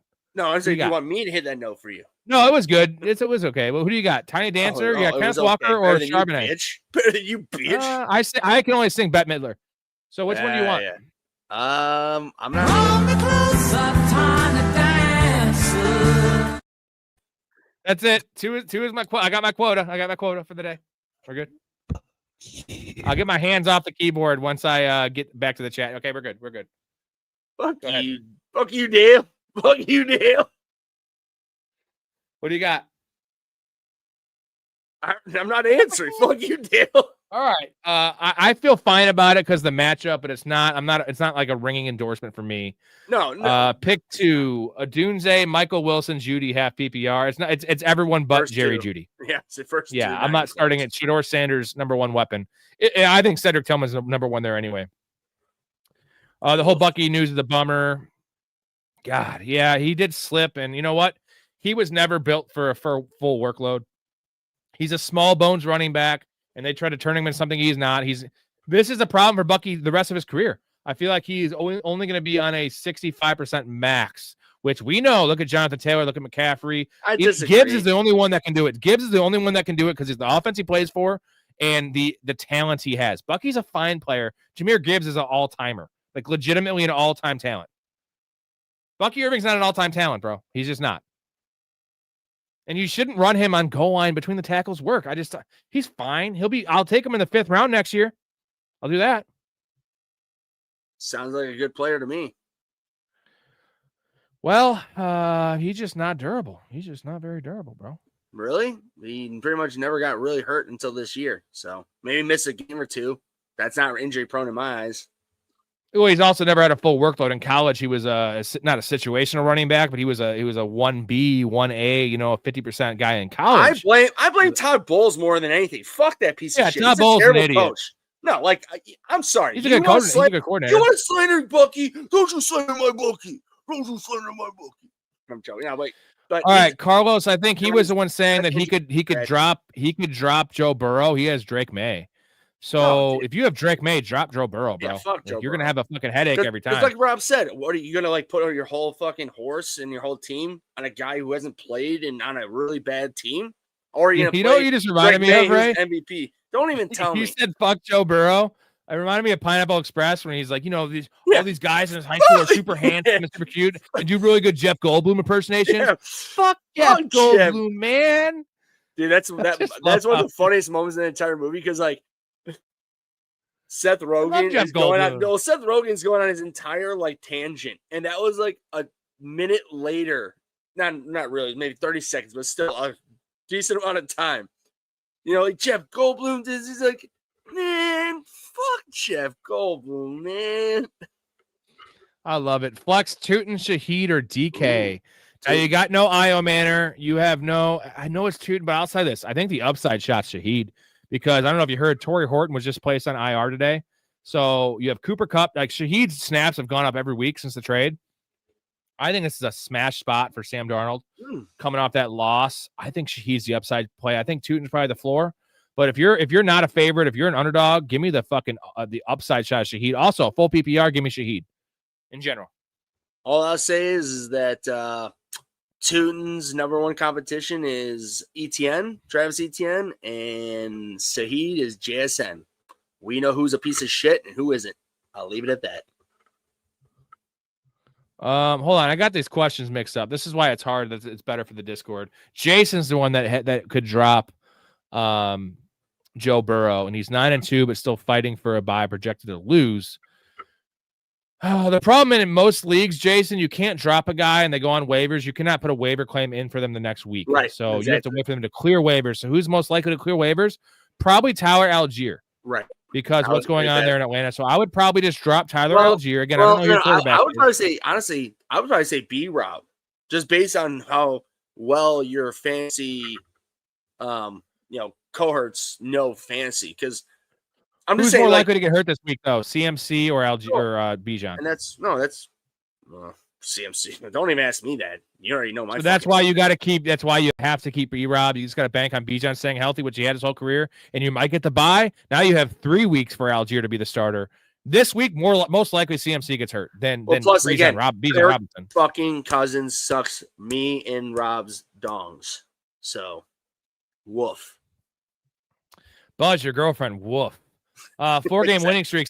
5. You're the dangerous team, though, Carlos. I hate facing when I have like an elite fantasy team. I hate facing the 6th seed when they sneak in and they're the hot team because obviously they're players that they have the Travion Hendersons, the RJ Harveys of the world, and then they sneak in Rondé Gatson, for instance, like that have the up and coming teams opposed to the teams that started off 6-0 and then their teams gets hurt. So Jason Myers or Chase McLaughlin at kicker this week. This week it's Jason Myers. I think the answer is Jason Myers. I know he's not one of these kickers that has a warm climate, right? But he has some dome games left in his schedule. Jason Myers has been nails all year, man, and I have been riding the Seahawks defense and Jason Myers. Plus at Tennessee, I just love it. At Tennessee, love it. Because here's the thing: if Tennessee gets lucky and they try to get a tiny dancer and that big, I can't remember his name, but that big ass D tackle that Tennessee drafted that's young, that's like 350, 60 pounds. I can't remember his name, but that dude's is a fucking tank in the middle. I mean, if you're playing Tennessee, your kicker is getting points. Go, man. Go. Yeah, Myers. Either extra points or you're getting a lot of snaps on the other team's side of the field. Dashy, should I start May or Stafford? This is Drake May. I know Stafford's got a good matchup. Drake May is coming off a really good game in real life, but bad fantasy game, and he has the Bengals. Do I have to say anything else? The Bengals. They're terrible. So I'll just put it this way. I'm 100% Rob's answer is what I'm with. I'm just looking at fantasy pros. Drake May's number 1 over Lamar Jackson and everybody else. And then Stafford is 6. And I understand that's I'm saying I understand that's a complete syndicate, but I'm with Rob that if you're playing the Bengals, you fucking play who's playing the Bengals, and especially Drake May, how well he's an MVP candidate right now. Like, you play him. Mm-hmm. And if you didn't realize, the last couple of weeks, Drake May has not ran the ball because he had that concussion scare. Right. I think the coaches are specifically telling him, because I saw that game. I had that parlay that I did not hit because Drake May had 25 yards against the Jets. Mm-hmm. Yep. It was a fucking $2,000 parlay, and it was he had 1 yard rushing or whatever. I didn't realize that the coaches, like, literally, I'm telling you, they told him, because I saw 3 different plays in that game. Now, granted, they were just kind of fucking around in that game, messing around, getting a win, where he could have had 12-yard scrambles on 3rd and 8. And, yeah, he completed the pass. But usually Drake May, it's always safer to take it in your own hands. Mm-hmm. So I think this game might be one of those games where he just. Which is what Caleb is doing right now for the Bears, thank God. Because he didn't do it for that 4-week stretch, 3-week stretch, right? And then he's been doing it. Jason, he has Daniel Jones, and he has Burrow. So don't drop Burrow now. I'm changing my tune now. Daniel Jones, I don't believe in him. His schedule is also really hard rest of the season. Keep Joe Burrow for that upside, and then you might have your decision made for you. If they lose this game, they probably won't play Joe Burrow. They shouldn't play Joe Burrow if they lose this game. Then you could drop Burrow next week. So I would probably drop Algier, as much as it pains me to say, because I'm not doing it, but I don't have that decision that you have to make. To be honest, one half PPR. I guess you didn't want my answer. Okay, go on, moving along. No, I didn't start. I'm trying to move. What do you got? No, moving along. If you're smart, you're keeping both. To be honest, because right now, Danny Dimes is the normal answer, but he's been really struggling. And if you haven't noticed, the Indianapolis Colts have been struggling with top defensive fronts with the pressure. So I'm saying, me personally, it really sucks because, like Rob said, if you have 2 elite named quarterbacks, Burrow and Jones, why are you keeping both? But unfortunately, they're both so unknown at the moment because Burrow is definitely unknown. Jones, he plays great against shitty teams, and it's lately been showing up that when these better defensive fronts, he struggles. I would keep both because Danny Jones has that rushing upside, even though he does have JT. But at the same time, Burrow, here's the thing. He says he has the Chase and Chase stack with Burrow. So I wouldn't go all in with just Burrow. I would keep Danny Dimes just in case Burrow just isn't healthy. Well, you enough. have to because Burrow's not playing this week. You have to have a quarterback this week. So he's for sure not playing this week. Okay. Yeah, so you have to keep Burrow because you have Danny Dimes. If it was Patrick Mahomes, I'd just drop Burrow. Oh, yeah, if for it sure. was Or Josh Allen, anything like that, yeah. Josh Allen, yeah. How many more? Oh, this is J Bob's comment about his anti-Josh Allen take. Start one, half PPR, 10-man, 6 point for passing touchdown. Sammy or Dak? That's a good problem to have. I'm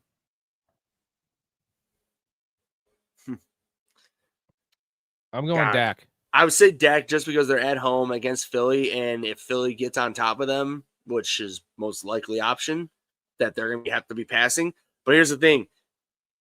I'm with you, Rob, as much as I think that Dallas just sucks, but like the Eagles' offense has not been humming. All of a sudden, all it takes is a couple of great plays from that Dallas offense to be up, 14. Never mind. Hold on. I'm going Sam Darnold. I can't go Dak. I want to go Dak.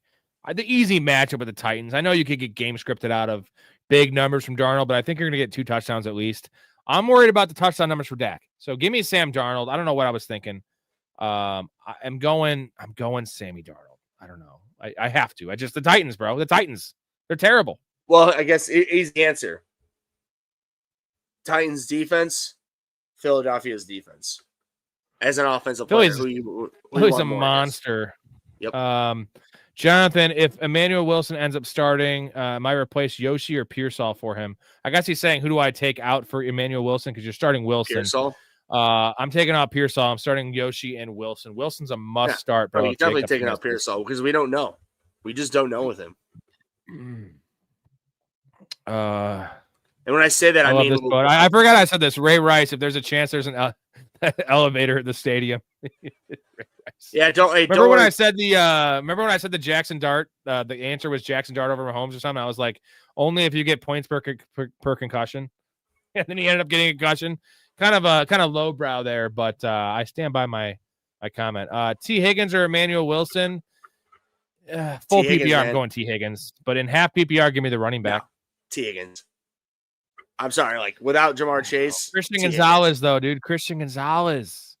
That is a fair. Good. No, that's a fair. No, like he is very good. As a matter of fact, he's gonna have 10 targets. Didn't memes make a whole fucking thing of a whole meme like thing, a reel of that's the reason that Jamar Chase sat out and he did, or I think he made the Cartman when he shit on the desk. And he was looking, and it was Wendy when he beat the shit out of Cartman, and it was Christian Gonzalez. I didn't see that. If he did, I want to see that. But that's a good point. Maybe he must have just put it out. I didn't see it. I'm maybe giving him credit for something, but I saw a meme. Maybe this was on Instagram, but it was a meme that it was South Park when Cartman was going to get his ass kicked by Wendy, and he looks over. Yeah. It's Jamar Chase, and he looks at Wendy and says, Christian Gonzalez. And then he looks up at the clock, and that's why he goes and runs and takes his shit off. I got to look, because that would be really – no, I don't see it. That would be a good one. I got to tell him about that one. We can he should. Yeah, great idea. Just picked up Yoshi, him or Parker Washington. It's Yoshi over Parker Washington. Yeah, Yoshi. Again, I was the biggest Parker Washington guy ever 3 weeks ago, and I'm not saying his time is over because Brian Thomas is still out, but Yoshi has – better quarterback play, and I just like his touchdown upside as well. Nick O, our boy, as a Panthers fan, Rico Dowdle is overrated. He had 2 good games. No, he's not overrated. I mean, he's not an elite talent. He's not fucking Bijan Robinson, bro. But it's what's not overrated? His workload. Right, his workload's not overrated. Correct. And I don't know. Watch that play that got called back a little bit because he stepped out of bounds. That receiving play, like, dude, Rico Dowdle's the dude. And the point is, Chuba Hubbard is not. Yeah, Chuba Hubbard's not the dude. That's why I'm all about Rico Dowdle, and I have so many shares of Rico Dowdle. He has saved all my injury-riddled teams. Like Jalen Warren, to be honest. Like a worse Jalen Warren. Just a try hard. He's fine. You have the best midstream clips. Thank you, man. I edited all our pods for 4 years, which I just do. Like we just recorded them, then I edit them. Now I have to do it in real time. So my timing is pretty good in bed as well. My cum shots are always like on brand, right? Like it's all about timing, right? You got to pull out the right time. You don't want to get in the girl's eye. That's not good. Not in her hair. They don't like that. It's got to be right in their mouth, on their titties, those kind of things. We'll move on. How's Dante Thornton doing? He's so inaccurate from what I've heard. Yeah. Oh, God, hey, can you guys imagine JJ McCarthy's cum shots? Dude, he just sprays the wall and like gets it right in her eye, just like blinds a bitch. It's like, dude, I'm wide open. You can't hit Justin Jefferson. I'm sorry. I think of Danny. What's his Danny McBride? Danny Dimes falling on. No, about Danny Danny. I'm sorry, Franco. I can't control myself. I have a rather large ejaculate. I just hold on. I just hold on to it and pray for dear life. How's Dante Thornton doing? Not doing good. Dante Thornton's not doing well. And just so everyone knows, Dante Thornton, very good metric bro in terms of like the combine. Dude, Dante Thornton had 60 receptions in college in 3 years. As much as you want to talk shit, he was saying Dante Thornton literally like as a waiver late in the draft. He was not. Oh, no. He was taking Dante Thornton in the 9th round. Okay. He had him ranked as his 30th receiver, Ray. Just saying. You don't know why it is? Because he had Dante Thornton on his show. So every year he has guys on his show. He just like, and I get that's cool to have a guy on your show, but that's also really bad advice. That's very bad advice to give your fucking followers. Don't be biased. Give your followers the best advice possible.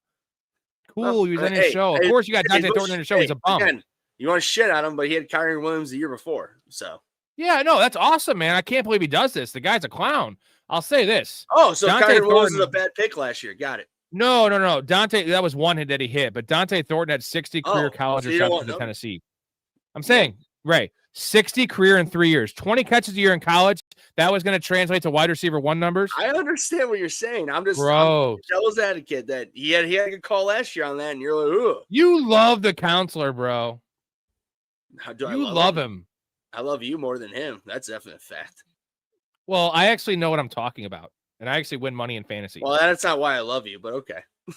Oh, thank you. Appreciate that. There's a lot of reasons. I love you as my friend. You know, okay, I guess that's not good enough for you. Oh, no. I thought you were saying you love the show. I thought you were saying you love the show, Ray. Planning on starting Dubs against the Lions on Turkey Day. Positive matchups. He's already talking about next week. Dude, I don't want to. We just talked about. We don't want to fuck with any of those Green Bay receivers. And I'm pretty sure. I'll say this. I think Jaden Reed will be back for that game. He's practicing now. So that just and the Packers are in desperate mode with this division. If the Bears win this week and the Lions win this week, and let's say the Packers lose this week and the Lions and the Bears win, dude, Reed needs to be back. Like almost has to be back. Yeah, and at that point, he's an important part. And again, everybody like it. Very easy. If an NFL team, I don't give a shit who the fucking quarterback is. If an NFL team does not have an elite wide receiver 1, an alpha, you are just barking up the tree in hopes because they have a good quarterback in hopes you can just hop on a guy and get a good, literally like look at the Bills, dude. The Bills don't have a receiver 1 after Diggs has left. What the hell is happening as a receiving, like picking receivers there? You're literally it's the biggest gamble of all time. Not Josh Allen or Cook. That's not is what I'm talking about. I'm talking about receivers and those type of teams with the Packers are very involved with that. You can't trust these guys at receiver at all. Edson, y'all play fantasy basketball? No, man, this is the first year I haven't played. I played for 15 straight years. One of my favorite things to do. I'm just full into NFL. I was always full into NFL, but this show I'm 24. I'm pretty much live 23 hours a week. And just diving super in. And I was doing really good on my NBA bets, and then I just didn't have the time to keep up with it. Got another chug? We'll just do it anyway. We're winding down here, but Caleb or Bryce this week? This is Caleb, right? We going Caleb against the Steelers. Bryce is a good matchup, but I think Caleb has he hasn't had a good game in a while. Who scores more, Rico or Chase Brown? Rico this week, man. Chase Brown is going to have more receptions. In full PPR, it might be close. Rico has a great matchup against the Niners. I would say that, yes, I agree with that. I guess does it matter at all if Burrow comes back? Because I agree with what Burrow's you're not playing. They already said he's not playing this week. Oh, he's not. Okay, so it's Flacco again. Yeah, he's I out. mean, Yep. Yeah. So, but even it was okay. We'll just say if Burrow was playing in a vacuum, would that matter at all to you? Or still? Yeah, that would matter. That would matter, but he's not. So, no, but okay. So I'm saying, would you start Chase if Burrow was? So I'm saying next week going forward, if Burrow's playing next week, would you start Chase the rest of the season over Rico Dowdle? No, Rico Dowdle's a top 10 running back.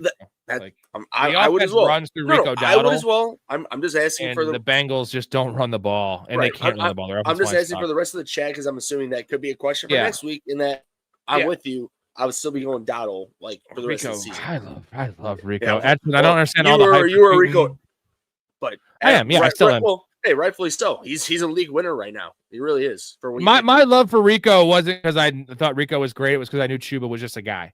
That was the thing there. And I didn't think this offense and the defense. I didn't think that the Panthers would be this good. Edson, I don't understand all the hype for Tootin. Bro has zero vision. Granted, he's fast and powerful, but that's it. Here's the problem. Yes, he doesn't have very good vision. You know who also has bad vision? Travis Etienne. Travis Etienne has worse vision. I was about to say, and Travis Etienne's a bad goal line runner. Like Travis Etienne's a clown, man. He's bad first round pick. Travis Etienne is injury prone and he's smaller, like as an actual physical human being. I understand that Tootin is like what 5'9" or like 5'10", like probably more like 5'9", 5'8". But that means in my eyes, I'm pretty sure he's heavier than Etienne. And he's shorter. Etienne's 195. He's 210. He's 210, 215. Dude. He's a fucking brick shit house, man. That's it, bro. That's all we need to talk about on that. Unfortunately, I understand you don't get the hype, but Travis Etienne was a first-round running back. If you were a first-round running back in the NFL these days, especially when he was drafted 6-7 years ago, that's still within the last decade. If you were a first-round running back in the last decade and you're not Saquon Barkley, you're a bum. In my eyes, I'm sorry. You were a waste of a pick. You should not be a first-round running back. Not as a career, but as a pick, you were a bust. And Travis Etienne is a 100%. Bust, is a first-round pick. He's a bum. Oh, he's a bust as a third-round pick. All right, ready to chug this, right? We have we'll finish. We're only 15 minutes behind the comments. When we get caught up, we're gonna call it a night. We're already at 2 hours, so let's down this. If we get to a goal here, we have 5 more. If we get to a goal, we will do 20 more minutes here. Well, you gotta give otherwise, me we will see it Sunday night. These beers. Yeah, I get these subtle Jay gestures, Moore, but I'm not paying attention. I have Bijan, Rico, Chase Brown, Henderson as flex position. I'll rank it like this. The order you have it in is how I would play them. Bijan, Rico, Chase Brown, Henderson. That's the order. I like them all. They're all good, but I might just switch the last two, but I would go with that first two order. And I'm saying just because I really like to think that Henderson was still keep going on his trajectory, but now that Stevenson is back, like Rob said, memes channel, I really think that Trayvon Henderson meme is going to be living foolproof at this. Not foolproof, but in reality, Trayvon Henderson is getting in between the 20s, and that Stevenson gets within the goal line and fucking and everything else. That Stevenson Trayvon gets Henderson third downs too. It's rough. Right. All right, here we go.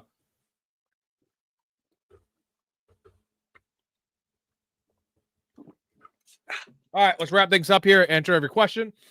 If we get one more goal, we will stand for 20 more minutes. How would Chase Brown fit in the Patriots offense if Henderson wasn't there? Who would you rather have? I'd rather have for upside and potential, it's Henderson. Right now, Chase Brown's probably a better player, but barely. It's Henderson for me. Here's the thing. To answer your question, it'd be the same role, and I'll take Henderson because I think he's a better talent. Overall, in a vacuum.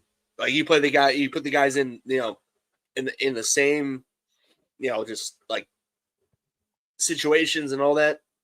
Now, I'll say that Chase might be a better receiver, but he might be like in Madden, he might be like a 80 receiver and Henderson's a 75 or 70.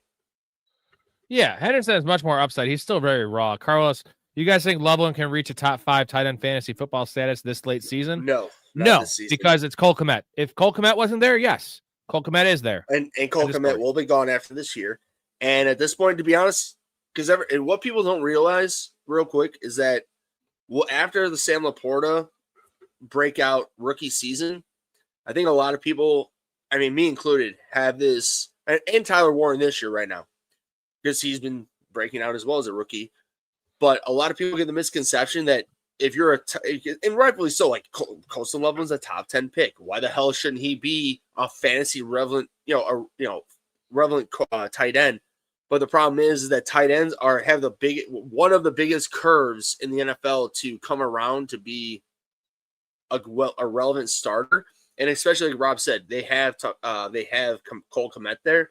Cole Kmet will most likely not be there after this season unless they might reconstruct his contract to keep him there. But if they get rid of him, and just based on the evolution of the Bears offense at this moment, Loveland could be a top 10, or top, even the question's top 5. He could be a top 5 tight end, but there's a lot of things that have to happen, including basically, Caleb Williams becoming a top 12 starting quarterback overall consistently. So 100%. Shout out to the Patreon members real quick. Everyone, thank you guys so much. We have a couple more minutes in the show. I'll answer everyone's question. We're going to power through these. If we can get up to the goal for 5 more for a super chug, call it a super chug. 5 super chats. Every $20 super chat is a beer chug. Every Patreon sign up is a beer chug. I will add 20 minutes to the show. We're going to probably max out about 3 hours here. Well, hey, whoa. I mean, I'm sort of feeling, a little Ray. I might donate 20. Here you go.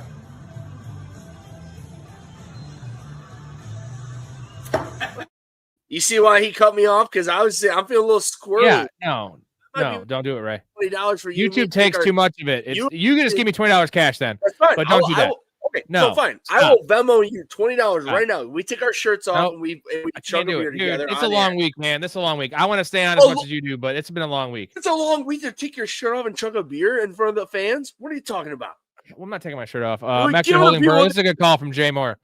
No, if the people want more, they'll get more, and we'll get more. Otherwise, dude, 2 hours and 6 minutes is not. I'm a fan. I'm a fan. I'm willing to get more. You're a host. GT's got one in here. I'm actually holding Burrow from my league mates.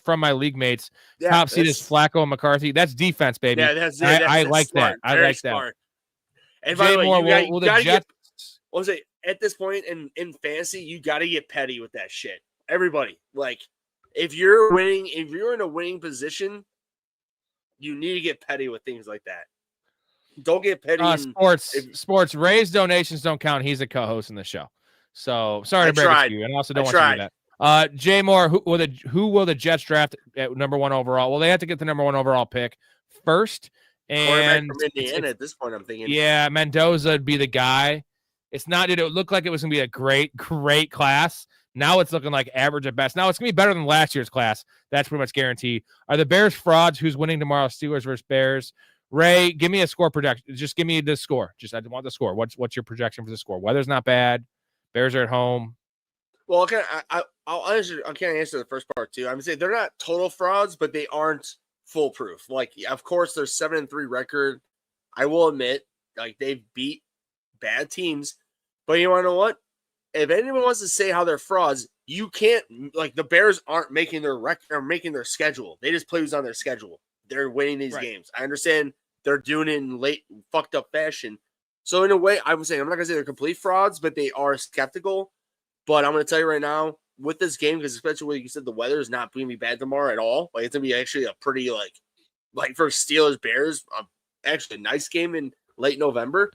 To be honest, I really think that it's gonna be one of these type of games where I think that the Bears could win decently, like a 28-17. Or it could be 17-13 Bears Steelers winning one way or the other.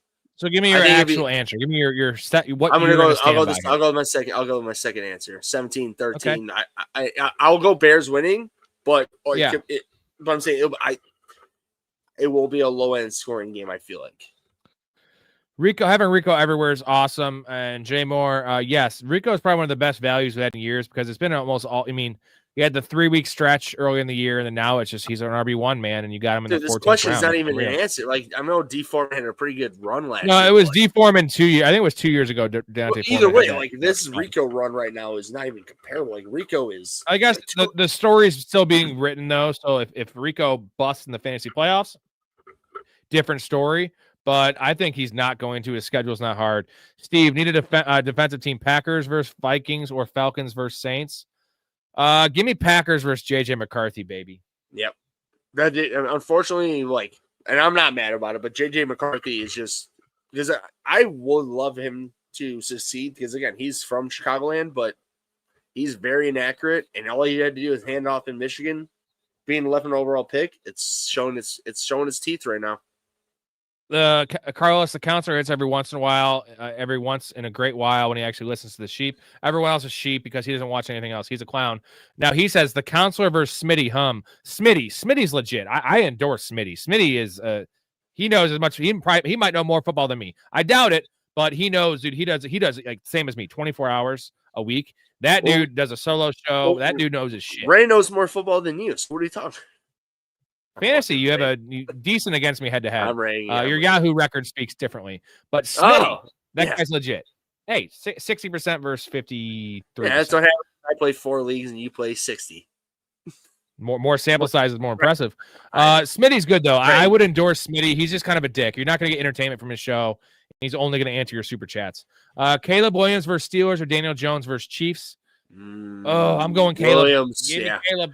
And I hate to say, I guess we know we're Bears fans, but I'm not even doing that as biasness. The Chiefs defense is good, and they're at Chiefs, and the Chiefs are in a dire situation. That it'd be. I'll put it this way, Rob. I mean, disagree. Please tell me if I'm wrong. If the Chiefs do not win this week, they're pretty much fucked. Which I know you already said that earlier, but if they win, they're still not okay. So. I'm definitely going Caleb because the Bears are at home. And if the Bears win this game, that the confidence in that locker room is already sky high. It will go to the moon compared to Daniel Jones is he was starting up here and he's coming down back to, unfortunately, New York Giants level. And I'm not happy about that, but that's what they're looking like. Especially when you have JT at running back. That's a foolproof plan. Just give it to him. That's a good call here. I actually like LaQuint Allen in the backfield long term. Yeah, LaQuint Allen is one of the best pass in terms of PFF, one of the best pass blocker as a rookie, and not even just in terms of rookies, just in general, but as a rookie, one of the best pass blocking running backs in the NFL. They like him a lot. He's never going to be a 70% snap player, but I think the plan is going to be Tootin as the starter and LaQuint Allen as the third down back, turbo back, and we're going to have nothing. We're going to have a free agent sighting for our boy Travis Etienne. Why draft Golden in the first round, Ray? You know why?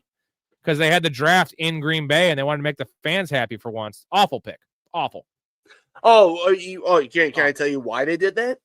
Because they didn't have everybody's hated egomaniac Aaron Rodgers, who begged the fucking Packers to do what they did. He leaves. 2 years later, they draft a first-round receiver. Yeah, and you know what? They passed on T. Higgins. I was they had T. Higgins in the second round that year, and they didn't want to do it. They took a corner or some shit, and that it turned out to be nothing. Team J, what's going on, Jay? Whoa. Wow.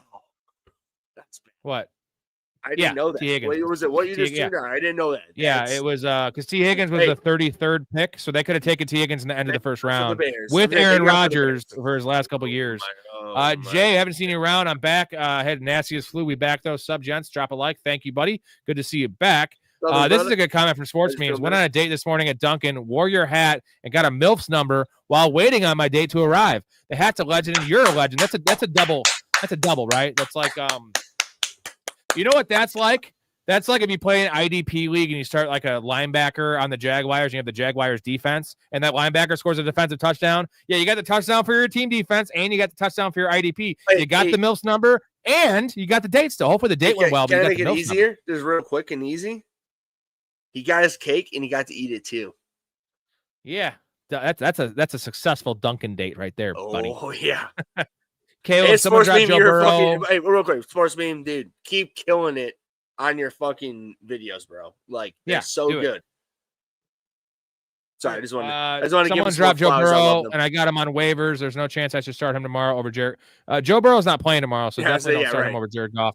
Even if he was playing, I'd start Jared Goff. What's going on, Wally? It's hard to get smashed Wally! on ultra lights. Nearly downing an 18-pack is still just tipsy. Yeah, it's like 4%. You know, I drink a lot of light beers, and 18 is a lot. So you know, you're not going to realize you're drunk till you wake up in the morning and you forget what day it is. If everyone wants to know the real truth, me and Rob could do the same, and I would outlast him by a mile. I don't know. I maintain pretty goddamn good in the show, my man. Now, I'm poking the bear because if no, you can get me on liquor, for sure. That's and weed. I want everyone to understand though, there's only a very few people who keep up with the Ray throughout the years, and Rob is one of the very few who, like he said, when we have our fantasy draft and we have one fantasy draft in person, that's how we became friends, because we stayed up till sunrise and we were doing extracurricular things. And I mean, not to say we were friends, but we knew each other, we liked each other as friends. But then some greasy, good old drinking and no. What are the Bills' best options for getting a decent wide receiver one this offseason? They got to draft somebody for one, and then it's whoever's available, man. And they had a chance. They could have got Chris Olave or Shaheed. They had options, man, and Jacoby Myers wasn't the answer. They had options. They got to rethink the ranks there in Buffalo because Josh Allen is not getting any younger. Well, hey, Mister, I mean, give him a weapon. I can't think. Isn't there a really good receiver? Not Ayuk, but another receiver that's pretty good that is having issues. I'm trying to think. Like it's on the tip of my tongue. Just help me out. Give me. No, nothing. Having issues. Yeah, I'm saying, like, what's a team that wants to get leave, or there's it's assumed that they'll be AJ Brown. AJ Brown. Garrett Wilson would be one, for instance. Yeah, but they could have traded him. They didn't trade him. They're not getting rid of him. He's starting J-Mo over Henry. Okay. Whoa. You want to act like that's a no-go overall? Woody Johnson sucks Ray's balls. He's a terrible owner. So just because he didn't trade him like a smart guy in the trade deadline doesn't mean in the offseason they won't trade him. I'm just going to leave it at that. I agree. I agree. And again, I don't see it happening. Well, and again, that means if they don't do it, he's a bad owner. So it's just like I'm doubling down. Like they got a lot of draft picks already, though, is my thing. Wally's starting J-Mo over Hendy this week. Good play, full PPR. Yeah. J-Mo's so hot right now. I want to start Hendy, but J-Mo is on a hot. But hey, let me rephrase this. I'm agreeing with this, but don't be shocked if J-Mo gives you a 4 to 5 point game with no touchdown and Hendy ends up blowing up for 20 points on your bench, and you're going to sit here, oh, you guys raid me. I'm saying I'm admittedly I'm doing what you're asking. Just don't be shocked if Hendy still goes off, because the dude's talented, but Stevenson's back, so that's why I would go J-Mo. So I'm saying just 6-7. J-Mo's hot right now. What rating would you give Drake May and Madden? Probably an 89. I was about to say 87. Like it's right off the top of my head, just 87. Like I was gonna say that. So you say 89? Yeah, this is a good call from a call. Bears losing to Tyler Huntley. Bears fans are just overly excited to celebrate something. Took Caleb over Jaden Daniels, Drake May, Eberflus is just a year ago. Well, I'll just say this. With what's going on right now, I would probably rather have Caleb than Jaden Daniels. That's not really close to me because it's not close because I'm sorry, everybody, if you haven't understand about our boy Caleb, ice in those veins. The dude, as much as he paints his nails and he does all this and that, fuck it. The guy is showing up when the time matters, and we have Ben Johnson. And I'm going to tell you right now, Rob, I listen to sports talk all the time. You remember Tom Thayer, who was the offensive lineman of the 85 Bears? Yeah, right. I met him. Tom Thayer said this week, Ben Johnson is the greatest Bears coach ever. Well, I'm not going to go that far, but there's not a lot of competition though, because Mike Dick was terrible. Did you play for Mike Ditka? Because he did. No. Did you play for him? Mike Ditka sucked. He did. He ain't in the conversation. That's why he's saying Lovie Smith's in the conversation. He's not very good either. Well, no, that's Tom Thayer. Santa Claus. I'm literally telling you, like Tom Thayer loved Ditka clearly, but he said Johnson's better than him, and he's better than Lovey. I mean, I'm not going to sit here and say we are over the Joe, he's saying greatest Bears head coach ever, not greatest head coach ever. Greatest Bears head coach, which is a line of very, very, very shitty coaches. Oh yeah, no, we have very Ditka, shitty coaches. Lovey, and Ben Johnson. That's it. That's our really three. It. That's literally that's our three out of 100 years. Wannstedt was okay, I guess, but Wannstedt's a clown. Jay Moore. But either way. Jay Moore, thoughts on Packers activating Pierre Strong? I didn't hear about that. That's actually not very good for Josh Jacobs' prospects. Yeah, I would say if that's the case. But Wally, do you guys watch Flock League or Notorious Fantasy? I've watched them both. Flock was cool for a while. I like his live streams. I don't know. He's all right, dude. He just you know what? I want more perspectives from Flock. He just gives one. It's just his. I want more perspectives. I do my own research. I don't need turds like this to fucking tell me what to do. No, they know their shit. And Flock, oh, really? He's a best ball guy. Well, Rob said that I know how to beat him in fantasy, so it means I know what I'm doing. So why do I need to listen to those Rays when Ray knows what Ray's doing? Tell him, Rob. He does. He does, except for Yahoo win percentage. Chase or Judkins? This is Judkins. In full PPR, it's Chase. In anything else, it's Judkins. It's close in full PPR, though. Unfortunately, I'm 100% because it's in a vacuum. It's literally like, honestly, it might even be over Judkins in a vacuum. But full PPR, you got to play Chase because Judkins gets no 50. 50, good call. Smitty loves the echo chamber. It's all because he is essentially first take because he creates the content. Our show is you guys create the content. So we'll do our first 20 minutes or whatever. He's just creating, then he's reading super chats. And then he says that this is a good call. If you call him out one bad take he had, you get banned. Or if you even disagree with what he's saying. I recall when I first got introduced to him, it was in the offseason. His take was that Jalen Milroe is going to be the starter over Sam Darnold week 9. And he is like a great best ball pick. And some guys like, did you not watch Jalen Milroe in college? He's worse than Jalen Hurts in college. He's not ready to be an NFL passer, which if you watch the preseason Jalen Milroe, he is not ready to be an NFL quarterback. I like the athleticism. He's also really small. And he got in this argument, this guy, and went on a 20-minute tirade calling him an idiot. Wait. When in reality. So he got in an argument with a guy who can throw a fastball for a football? He wasn't talking to Sam Darnold. He was essentially saying Sam Darnold's the biggest turd in the league. And what was the other quarterback he just said? Jalen Milroe, because he's the backup there in Seattle.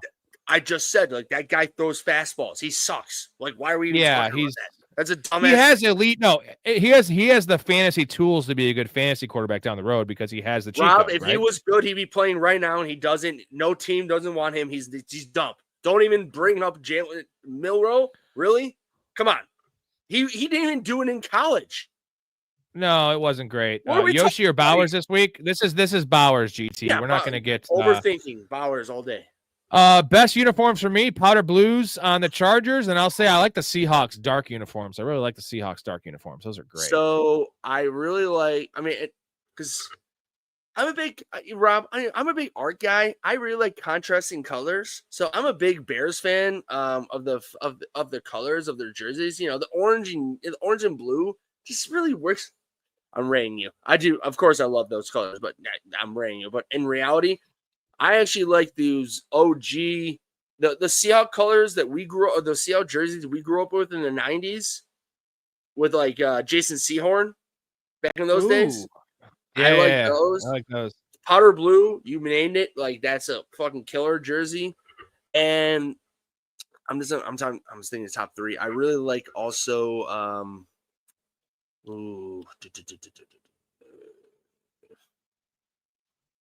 I know. Help me out. What is another jersey you like, or another team jersey you like?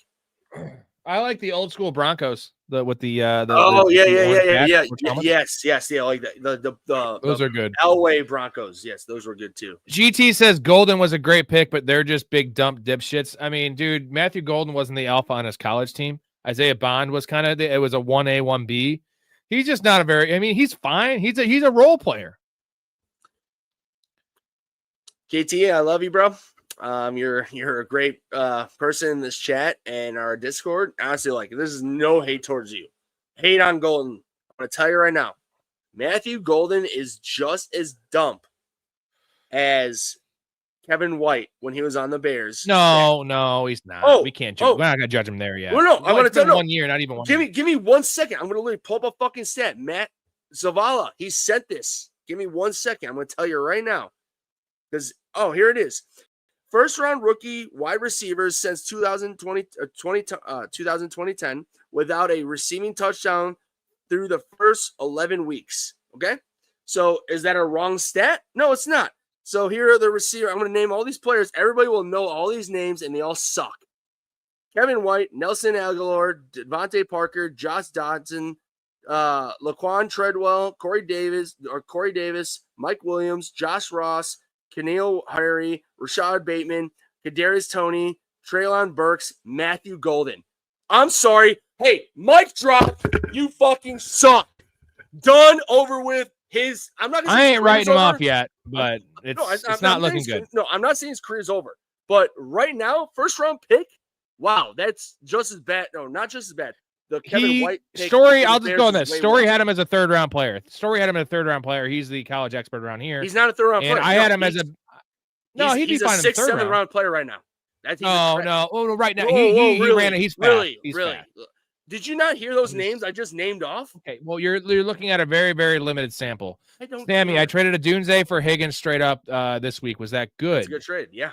Right now it is. Yeah, I want Higgins over a Dunze, especially with the prospects of Joe Burrow possibly coming back, which we say he shouldn't, but he might.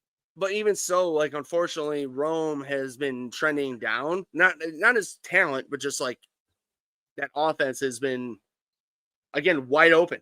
Like we've been talking about, like that, like they're not getting.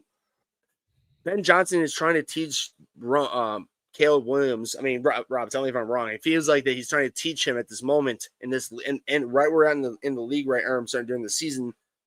Don't go to like your number one guy who's open in the scheme. Who I'm scheming to get open, you go to that guy first and then move it along on that. So I'm saying Rome originally was that guy. He was just, going. He was targeting him, peppering him. And I feel like that it's changed as the season's gone on because Ben Johnson's offense is just like wide open. Get the first guy who's open. Marvin Harrison's probably not back next week, Jay Moore. It doesn't look like that. It's probably week 14. He will be back, though. Just they rolled him out so early in the week for this week, so I doubt he comes back. I'd say 50-50 next week, and then probably 90% chance week 14. And don't drop what's going on with Krusov. Can't wait for the pre-fantasy draft content next year. That's our bread and butter. I mean, that always was because we didn't have this live stream kind of format, but we're going to be doing, I'd say, at least 5 to 7 shows. I'm going to be doing all my best ball drafts, probably 400 best ball drafts live, and then all 25 or whatever I play next year in terms of fan tracks, home leagues. I'm going to stream all those motherfuckers. Let's see. Caleb is Buns. They haven't played a winning team. He's not Buns, but he's the verdict's still out. I'm gonna say that, but the moxie. He's got the moxie, bro. He's got the moxie. He looks like the dude. I'm impressed by his leadership skills, and that was my concern coming out. His arm talent's undeniable, and his accuracy can be worked on. You can't improve arm talent. His you can't improve mobility. A big work in progress. That's not even in question, unfortunately. Like, dude, the Bears would have beat the shit out of the team last. DJ Moore and Rome, I think, both were missed on huge plays. So especially his deep downfield accuracy is a work in progress. But dude, Caleb's not a bum. I will be starting Henderson as a high-end flex rest of the season. Yeah, high-end flex. Oh, yeah. That. RB2 I kind of endorse too in PPR, but we got to kind of temporarily. We got to see what happens with Stevenson, right? Yeah. I hate to say it again. Like I said, I'm Rob. I hate to say it. Memes too. Like I really feel like that's going to be what's going to happen. Is that Travion will get the receiving and the rushing yards in between in the 20s, and then Stevenson going into the goal line and fucking poach all his actual good scoring work. Ooh, Gators jerseys, bro. College. Those are mint. Yeah, that's a great call. Those are mint. This is funny. We got some trolls in the chat here. Wonder who that is. Good job. Wow, that's a lot of them. He really did that. Devontae Parker had flashes of being elite. Yeah, Devontae Parker was a nice X receiver, bro. 50-50. He was some good years with the Dolphins, but you know what? He didn't have the route tree, I guess you'd say. I think context matters. Golden circumstances have been terrible. You can't blame it. That's what I'm saying. I'm not coming into conclusions about Golden yet. All I know is that he is not a number one receiver. and they drafted him as a number 1 receiver. That was a mistake. He could be a very, very, very good goal. Like, not a good, I don't know, goal line. He could be a good role player. He could be a nice 2. Okay, well, I don't know. I don't mind the film. I really don't mind the film. I'm admitting I'm openly being a hater, but proof's in the pudding. What the fuck has this guy done? Jordan Love sucks. Matt LaFleur's on his way out. What are we talking about here? Like, seriously. I'm sorry. He sucks. Get on with it. Ray, we got a chug to give. Brother. Good evening. Full PPR. Dubs, Kareem Hunt, or Ricky Pearsall. This is Kareem Hunt, buddy. We have no Isaiah Pacheco, and Brashard Smith is a milk carton man right now. We all were hoping for Brashard Smith, even with all the guys healthy. He can't even crack 15% of the snaps without Isaiah Pacheco. Maybe things change this week, but I doubt it. Onion rings, loaded fries, or chili cheese fries. Well, real quick, I'm saying no. Head on real quick. Andy Reid clearly loves Kareem Hunt. He's a proven, yeah, he is proven, but I'm saying he's a trusted veteran, man. Trusted, yeah, that's the more important thing. I would say in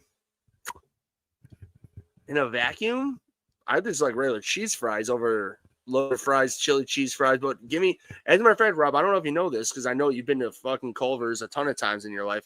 They offer, for the same upcharge, if you want cheese curds instead of fries for your side, chili cheese fries. I just tried them for the other day. Honestly, fucking good.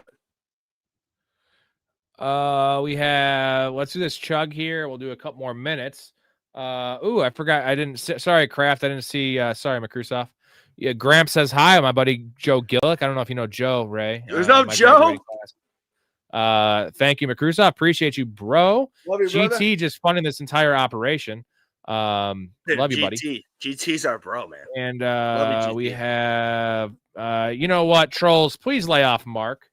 Mark is doing his best job to keep you clowns out of here and to stop mucking up the goddamn chat, even though it still mucks up my chat, but no one wants to see that shit. So just find something else. Go jerk off. That sounds like fun. I like doing that. And if it keeps on chafing, who cares? Then finger your butt. I don't care. Do whatever you got to do. Just stop coming in here. Eris says, actually, full PPR, Romeo Dubs, Kareem Hunt, Ricky Pearsall, Stevenson, or Bayshell Tootin. I'm still going Kareem Hunt because he's guaranteed the work. And I don't trust any Indy's defense, right? I would go Hunt, Tootin, Stevenson, Dobbs, Pearsall. That's a good ranking. All right, you ready for this? Let's go.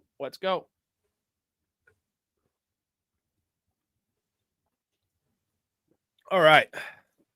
Nice. Golden is like Bateman, high potential, but still a shot there. You know, Bateman was one of those first-round picks as well that busted. You're not helping this fucking argument. Bateman sucks Ray's balls. What are we talking about? He's had some good years, but at this point, like some good years for a first-round pick, and in some good years, I'm talking like maybe Rashad Bateman had 800 yards. That's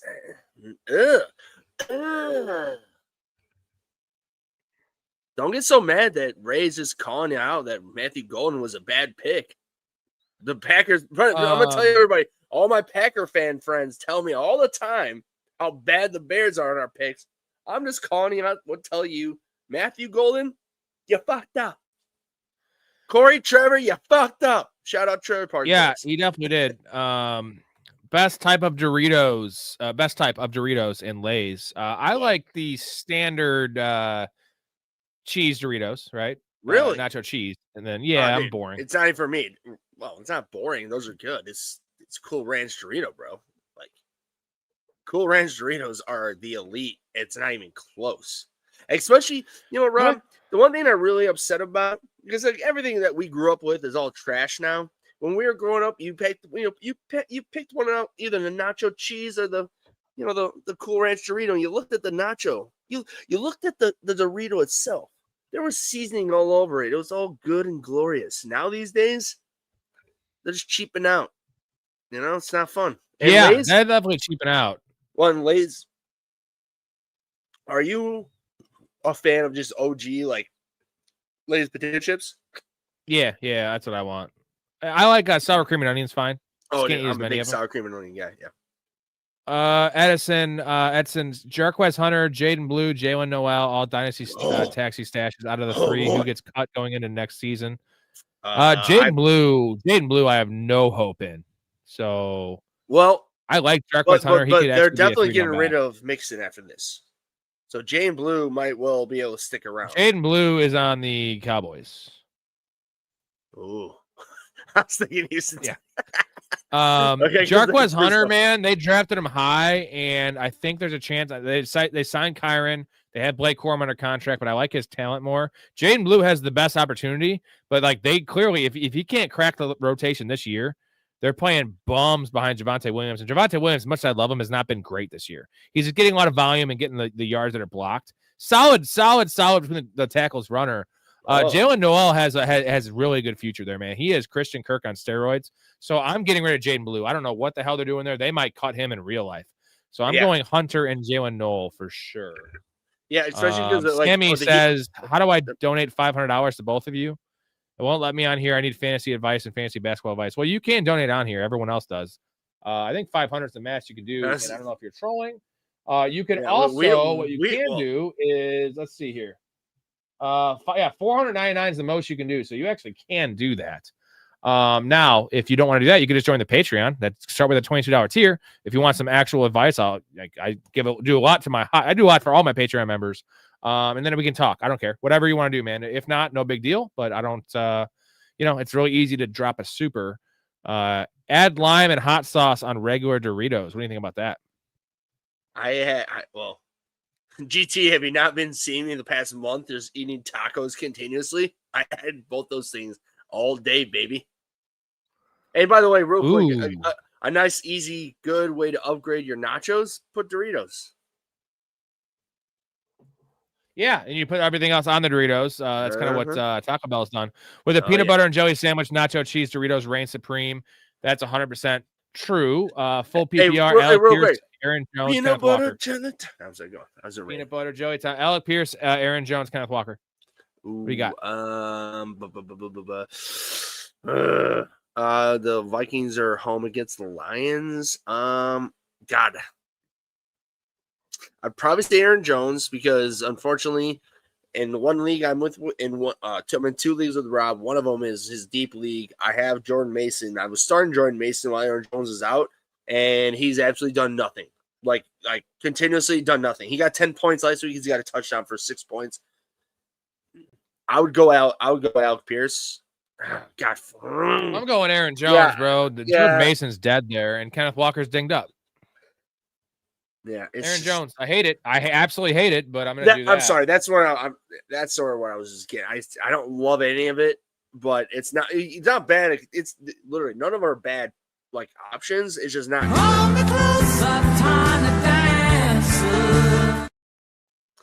Hey Rob. Yes. I like that. Well, hey, I deserved it. Chili's or Applebee's? Our answer was Aaron Jones. I'm an Applebee's guy. Really? Yeah, mostly because that's where we went. Why have we gone to Applebee's? One of the only Applebee's is still around by the fucking Elgin Theater. That's the one I go to. I think it closed.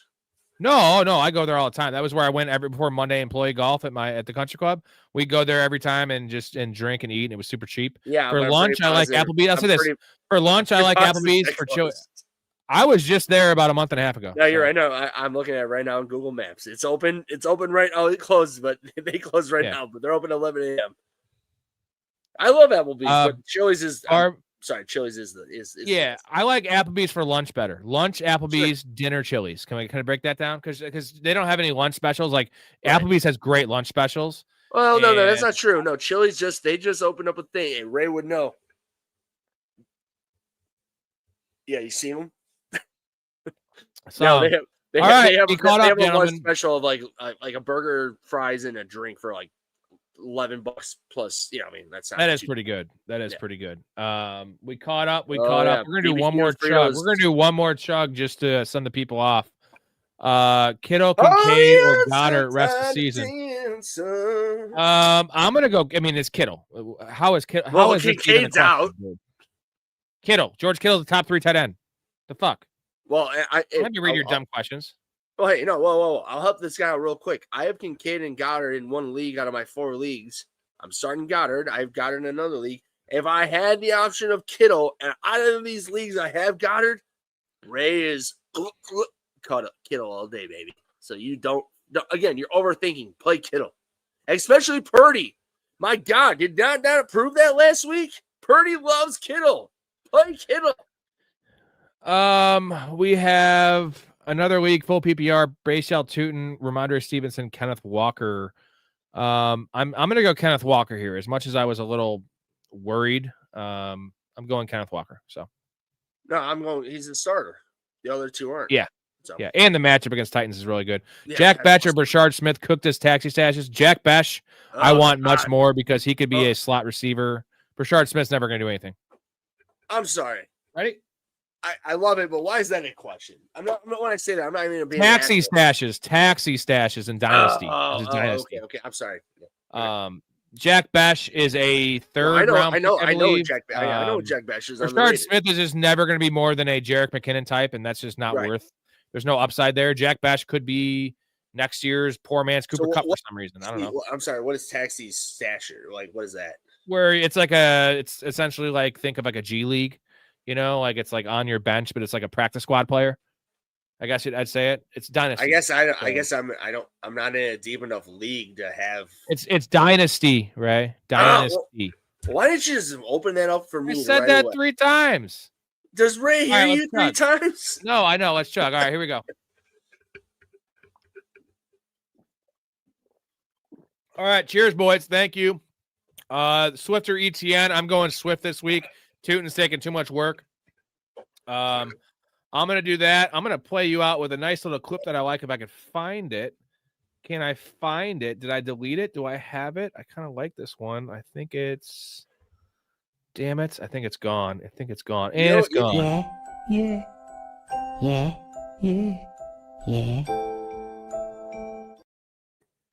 All right, everybody. You know what you really need to do is you need to somehow or another get together that Ryan Dunn, rest in peace, the toy car up his ass. Ooh, I like that one. I don't know if that's somehow or another. Well, that's on you to somehow or another quickly edit, quickly just. I don't know why I brought that up, but it's because my name's Ryan, so Ray didn't get that one, Edson. Don't take it personal. Ray's slow. Don't you worry. He started the stream waking up from a nap, and then he just got drunk. So it's a wild little I'm sorry, 2 hours and 40 minutes. All right, Ray, thank you so much. I got 2 hours of sleep from the night before, and then I just I came home. Ray sacrificed from the show because we love Ray. Everyone, Mark. Edson, thank you for joining the Patreon tonight. I will be talking to you on the Discord. Post your rosters if you could. Jonathan, GT, thank you for the donations. Matt, hopefully I'm not missing anybody. Appreciate all you guys. We'll see you tomorrow night. Storey will be on 10:45 for our Week 12 recap. Already getting done with Week 12. Unreal. Ray, thank you. Appreciate you. Go eat your steak. We'll figure it out. You're the sixth man of the world. Sixth man, and you're the weekend guy as well. So love you guys. Thank you. Love your life. Stay positive. Respect each other. We'll see you tomorrow night. Appreciate